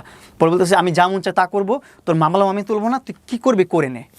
আবার এটাও বলছে আমাকে যে মামলা বাদেও অনেক কিছু আছে বাংলাদেশে যেগুলো তুই ফেস করতে পারলে করে নিস, এভাবে বলতেছে। তখন আমার শরীর আর হাত পা কাজ করতেছে না, কী করবো আমি বুঝতেছি না। তখন আমি বলতেছি যে না, আর হচ্ছে না। 2022 সাল থেকে আমি ব্ল্যাকমেলের শিকার হয়ে আসতেছি। 2022 সাল থেকে যেভাবে পারতেছে সেভাবে আমাকে ব্ল্যাকমেল করতেছে, হয়তো ইমোশনালি, নাহলে সুইসাইডের ভয় দেখায়া, আর এখনই সে মামলার ভয় দেখায়া ব্ল্যাকমেল করতেছে। আমি বলি না, এখন লাইভে যে সবার কাছে বলতে হবে, বাংলাদেশে একজন হলেও মানুষ আছে যে আমাকে হেল্প করতে পারবে, একজন হলেও মানুষ আছে যার কাছে যে প্রভাবটা আছে, যার কাছে একটা পাওয়ার আছে, যে পাওয়ারটা ইউজ করে ওকে থামাইতে পারবে, আমাকে এখান থেকে রিলিভ করতে পারবে, আবার বাঁচতে দিতে পারবে আমাকে। তো তখনই আমি লাইভে গেছি। লাইভে যে আমার মাথায় যা আসছে, আমার আক্ষেপ যা বলতে ইচ্ছা করছে সব বলছি। আরও অনেক কিছু বলার ছিল, আরও অনেক কিছু প্রুফ ছিল। ও কালো জাদু এগুলোর মধ্যেও অনেক বিশ্বাসী। ওর বাসায় অনেক আলামতও আছে, আমি লাইভের মধ্যে দেখাইতে পারি নাই, আমার এটা মাথায় ছিল না, খেয়াল ছিল না যাতে কিছু দেখাতে হবে। অনেক কিছু আছে ওর বাসায়, তাবিজ এগুলো ঝুলানো টোলানো বহুত কিছু আছে। তো এইগুলো দেখাবো, এটাও দেখাইতে পারি না। এগুলো করে আমি ওর বাসা থেকে বের হয়ে আসছি। তুমি দেখাইছো, তারপরে বেশ কিছু বিজ্ঞাপনও হয়েছে। তার বাসার একটা ছোট দোলনা নিয়ে দেখলাম যে সেই দোলনারও একটা বিজ্ঞাপন, বিজ্ঞাপন চলছে, তার গেঞ্জির বিজ্ঞাপন চলে, তার 3/4 প্যান্টের বিজ্ঞাপন চলে। মানুষ চায় এগুলো হলে অনেক সুবিধা আছে। অনেকে বলতে পারেন যে কিবরিয়া তুমিও তো করলা। আমি ডেফিনেটলি আপনাদেরকে একটা কথা বলতে পারি, প্রিন্স নিয়ে আমার জানার আগ্রহটা কখনোই অতটা ছিল না, কিন্তু আমার কাছে মনে হচ্ছে যে এই ছেলেটা সিরিজ আকারে কন্টিনিউয়াসলি এরা এরকম কেন করতেছে। সো আমার একটু জানা, হ্যাঁ আমি আজকে আমার চেষ্টা মেটেনি, কারণ আমি আমার জায়গা থেকে যতটুকু বুঝি এখানে, সেটা হচ্ছে এখানে দুই পক্ষেরই মারাত্মক রকমের একটা ভুল আছে, মারাত্মক রকমের ভুল। সেটা হচ্ছে আমরা আসলে কোন দিকে যাচ্ছি আমরা ক্লিয়ার না। আর মানে ওনারা দুজনের জায়গা থেকে আমার যেটা মনে হয়, উনি আসলে হ্যাঁ ইমোশনালি হয়তো ওনাকে ফল ইন করছে ছেলেটার উপরে। এ হয়তো মনে করছে ঠিক আছে একটা টাইম পিরিয়ডের জন্য আমরা ঠিক আছে একসাথে থাকতে পারি, ভালো না লাগলে চলে যাবো, কারণ বিয়ে শাদী তো করা সম্ভব না। কোনো একটা সময় হয়তো কমিটমেন্ট দিয়ে ফেলছিল, সেখান থেকে সরে আসছে অতীত জেনে। কোনটা সত্য কোনটা মিথ্যা সেটা আল্লাহ ভালো জানেন। But the fact is that এই অসম সম্পর্ক নিয়ে যে সোশ্যাল মিডিয়াতে যে কাদা ছোড়াছুড়ি, সেটার কারণে আমার একটা আগ্রহ তৈরি হয়েছিল, যে কারণে আমি নীরবকে নক দিই, কারণ নীরব ওকে একটা ইন্টারভিউ করেছিলাম যে আসলে কি একটু পুরো গল্পটা জানি। আমি আসলে আমার কাছে মনে হয়েছে ও আজকে যেটা এগুলো বললো বা যে জায়গায় এসে দাঁড়াইছে, তাতে আমার কাছে মনে হয়েছে এই গল্পের আমার ব্যক্তিগত অভিমতের জায়গা থেকে আমি যদি বলি, তাতে আমি বলবো যে 20% সত্য, বাকি 80% আমার কাছে মনে হয়েছে যে ও ব্যাকআপ দেওয়ার চেষ্টা করছে, অনেক কিছু বলে নাই এখানে। তবে এটা ঠিক, বাই দ্য ওয়ে ব্যাকআপটাকে আমি মিথ্যা বলতেছি না, কারণ ও যদি ইন ডিটেলি বলতে চায়, কারণ ওরও অসংখ্য ফল্ট বের হবে এখানে, ওকেও ধরা যাবে। তবে এটা ঠিক যে 17-18 বছরের একটা ছেলে, তাকে বাসায় নিয়ে গিয়ে তার সাথে থাকা, একসঙ্গে থাকা, এবং সে যদি ম্যাচিওর একটা মেয়ে হয়, তাহলে আইনের জায়গা থেকে আমার মনে হয় এখানে আসলে ওরও কিছু না কিছু বলার রাইট আছে। যেভাবে লায়লা বলছেন সেভাবে ওরও বলার রাইট আছে। আমি তোমাকে একটা প্রশ্ন করি, তোমার এগুলো যখন ব্যক্তিগত ছবিগুলো এক্সপোজ করলো, তুমি কেন লিগ্যাল অ্যাকশন নাও নাই? তোমার কোনো লয়ার ছিল না মাঝখানে? তুমি একজন লয়ার পাইছিলে, এর মধ্যে তুমি তার সাথে আবার টিকটক করতেছিলা। ওর বাসা থেকে বের হওয়ার পরপরই ও ক্যান্টনমেন্ট থানায় যে আরেকটা অভিনয় সাজায় আরেকটা মামলা করছে আমার নামে। বাসা থেকে বের হওয়ার পরপরই? হ্যাঁ। এই লাইভ করার পরপরই? হ্যাঁ। মামলা করা কি এত সহজ? মামলা গেলে আর ওর মামলা নেয়ও। এই জন্যই আমি আপনার কাছে ব্যক্তিগতভাবে কেন মনে হয়েছে যে আমি আসলে কাল্পনিকভাবে কথাগুলো বলতেছি জানি না। আমি যতগুলো কথা বলছি, ব্যাকআপ দেওয়ার জন্য আমার কথা না, যতগুলো কথা বলছি একটা চুলো মিথ্যা না। এটা যদি আপনি আমাদের পবিত্র কোরআন শরীফ এনে দেন, সেটার উপর হাত রেখে আমি বলতে পারবো আমার একটা ওয়ার্ডও মিথ্যা না।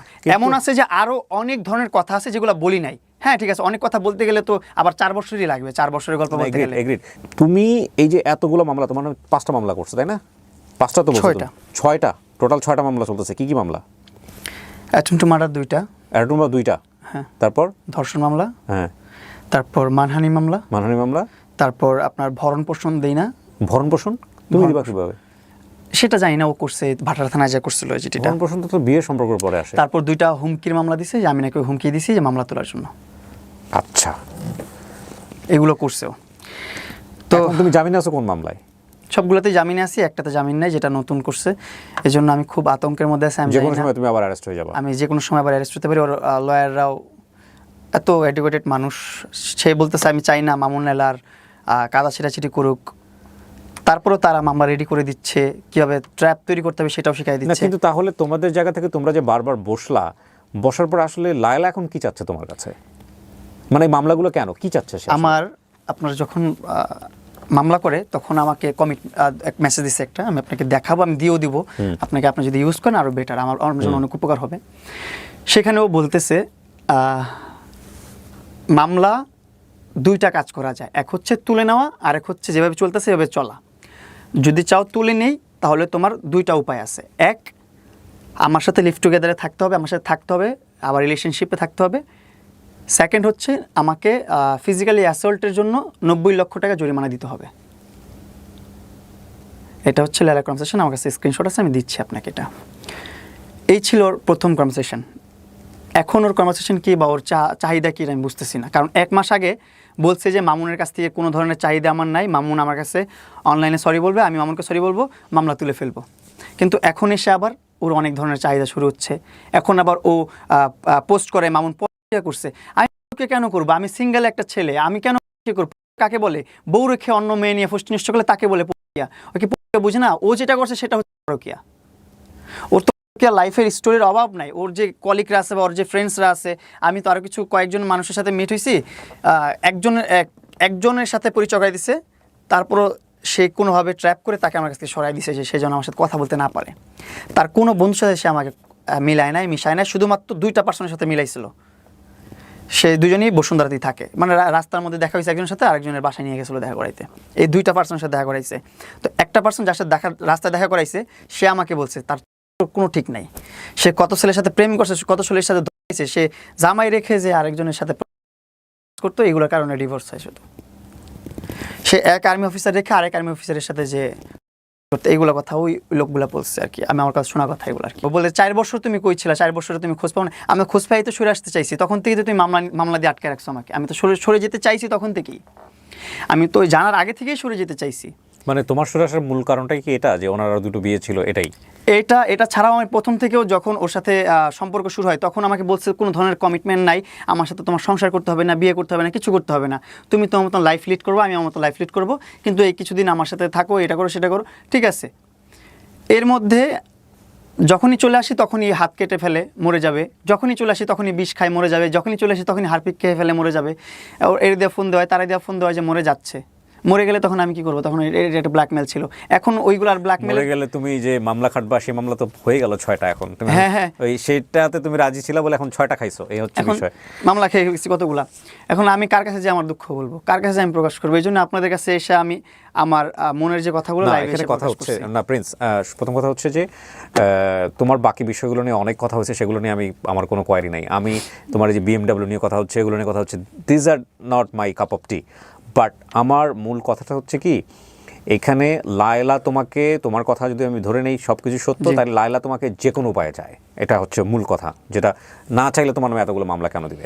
এখন বলতেছে আমি মামুনের কাছ থেকে, তুমি একটা কাজ করো, এখন আমি জানি এটা খুব ফানি হয়ে যাবে, তুমি দ্রুত একটা বিয়ে শাদী করে ফেলো। নাম্বার 1 পরামর্শ তোমাকে একটা দেই, তুমি যদি বাঁচতে চাও তুমি দ্রুত একটা বিয়ে শাদী করো।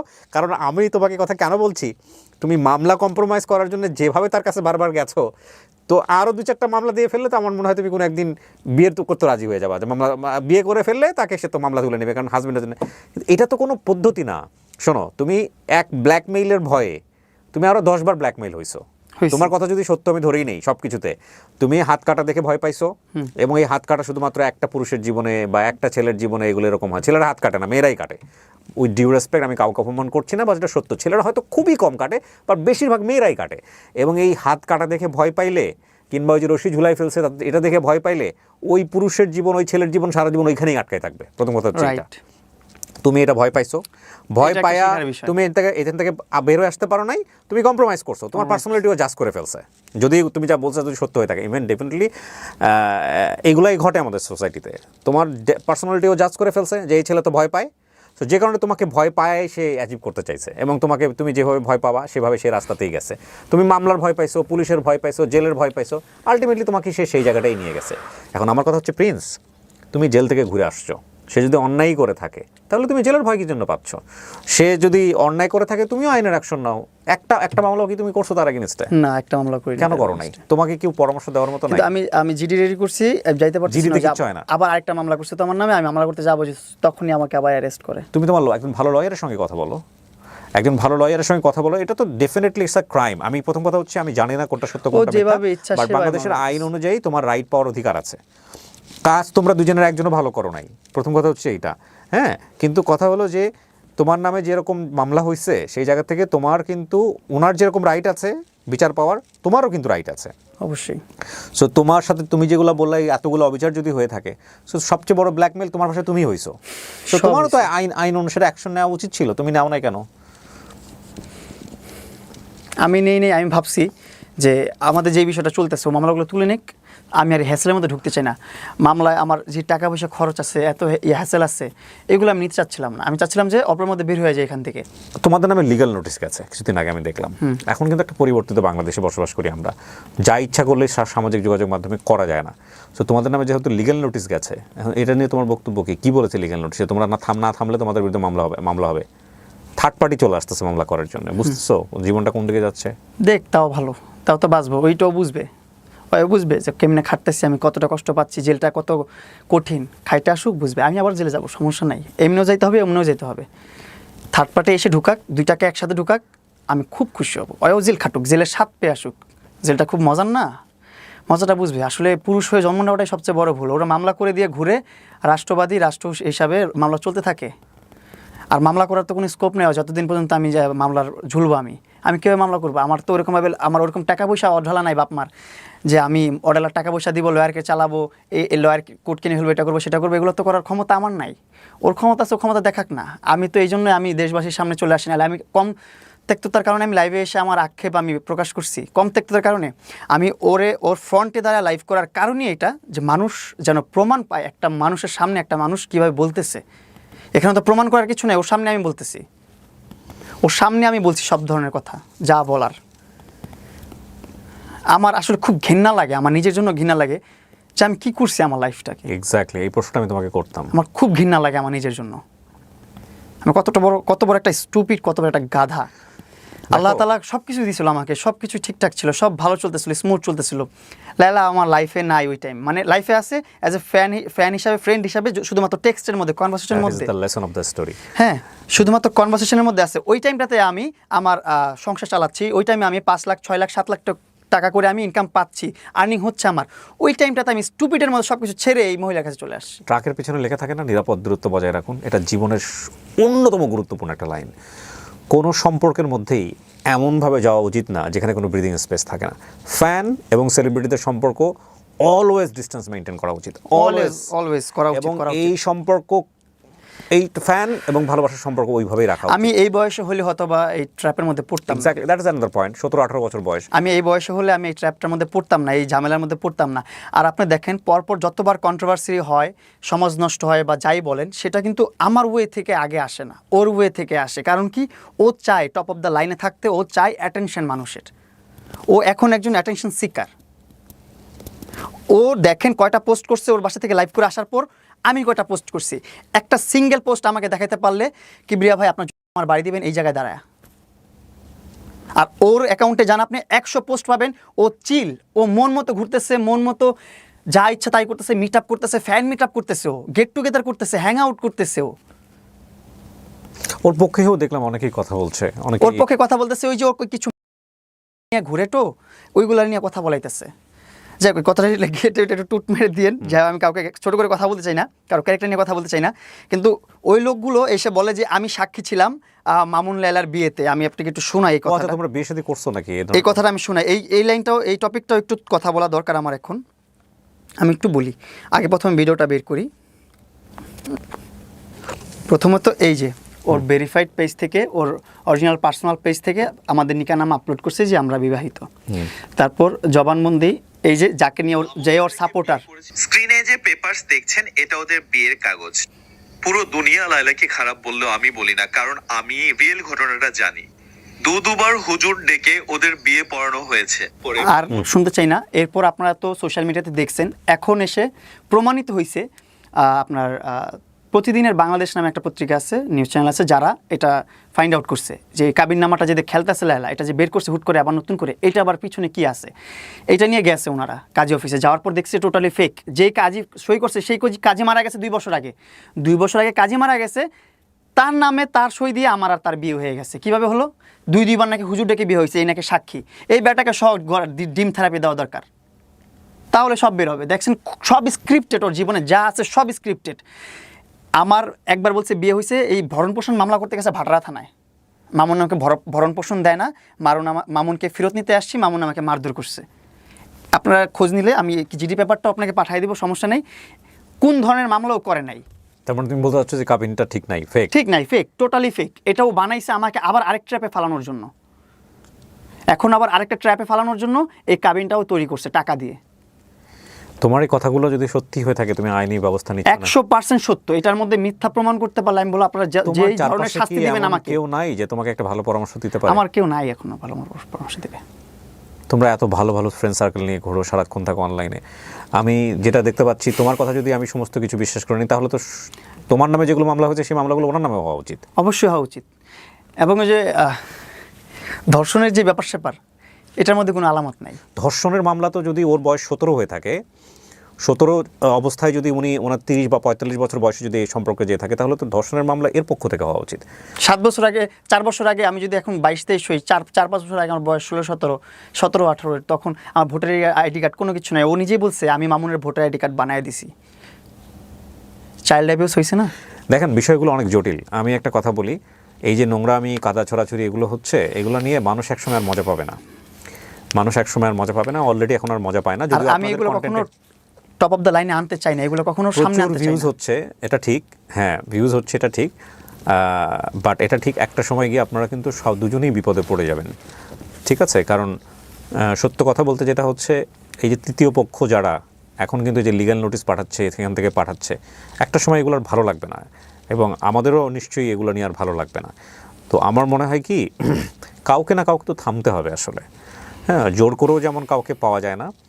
আর দ্বিতীয় কথা হচ্ছে যে কেউ যদি থাকতে না চায়, সম্পর্ক এমন একটা জিনিস, সেখানে আসলে কোনো আইন, কোনো আদালত দিয়েও সেটা আটকানো যায় না।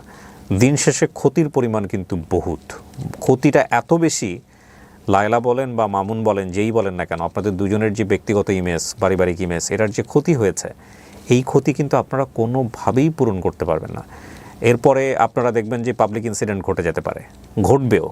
একসময় দেখবেন যে আমাদের বইমেলাতে কিন্তু বেশ কিছু পাবলিক ইনসিডেন্ট ঘটেছিল, আপনাদের মনে আছে কি না জানি না। সেখানে কিন্তু মানুষ কিন্তু এই জিনিসগুলো ধীরে ধীরে রিয়্যাক্ট করা শুরু করছে, ভুয়া ভুয়া স্লোগান দেওয়া থেকে শুরু করে এক ধরনের মানে ফিজিক্যাল অ্যাসাল্টের দিকে চলে যাচ্ছিল। সো সেই দিন হয়তো খুব বেশি দূরে না, এগুলো মানুষকে যতটা বেশি ক্যাওয়েটিক পজিশনে দিবেন, হয়তো আল্লাহ না করুক আপনারা হয়তো এরকম কোনো কিছু ফেস করবেন। সো আমার মনে হয় আপনাদের থামা উচিত, দুজনেরই ও থামা এটা উচিত। এনজয় করে, আর ও হ্যাং আউট করতেছে, গেট টুগেদার করতেছে, 2-4-500 মানুষ নিয়ে, 2-4-5 হাজার মানুষ নিয়ে হ্যাং আউট করতেছে। আমার মনে হয় যে এগুলো থামানো উচিত। আর এই মামলা বলেন বা যেটাই কিছু বলেন, এখানে কিন্তু মানুষ একটা সময় বুঝে যাবে কোনটা রাইট কোনটা রং, ঠিক আছে? সো এটা আমার মনে হয় স্টপ করা উচিত। প্রিন্স, আমি যেটা বলবো যে শেষ কথা হচ্ছে যে আইনের অধিকার সবার পাওয়ার আছে। একটা হচ্ছে লায়লা যেভাবে আইনি লড়াই করছে, আমার মনে আমিও হয় এখন আইনের সহায় হব, আইনের কাছ আমার থেকে মনে help হয় যে নিবো আমি। তোমারও তুমি যেগুলো বলছো সেগুলো যদি সত্য হয়ে থাকে, সবকিছু যদি ঠিক হয়ে থাকে, তাহলে তোমারও রাইট আছে আইনি অধিকার পাওয়ার, সুন্দরভাবে বাঁচা। আসলে আমার ওরকম লবিং পাচ্ছি না, ওরকম তুমি মানুষ মাঝখানে পাচ্ছি একজন না। লয়ারকে নিয়ে আসছিলা, আমি দেখলাম যে তুমি তার সাথে আবার টিকটক করা শুরু করছো, ভদ্রমহিলার সঙ্গে, 1-2টা বোধ হয়, আমি যদি ভুল না বলে থাকি। উনি করছিলাম। কোথায়? ওনাদের চেম্বারে করেছিলাম। তো উনি কোথায় এখন?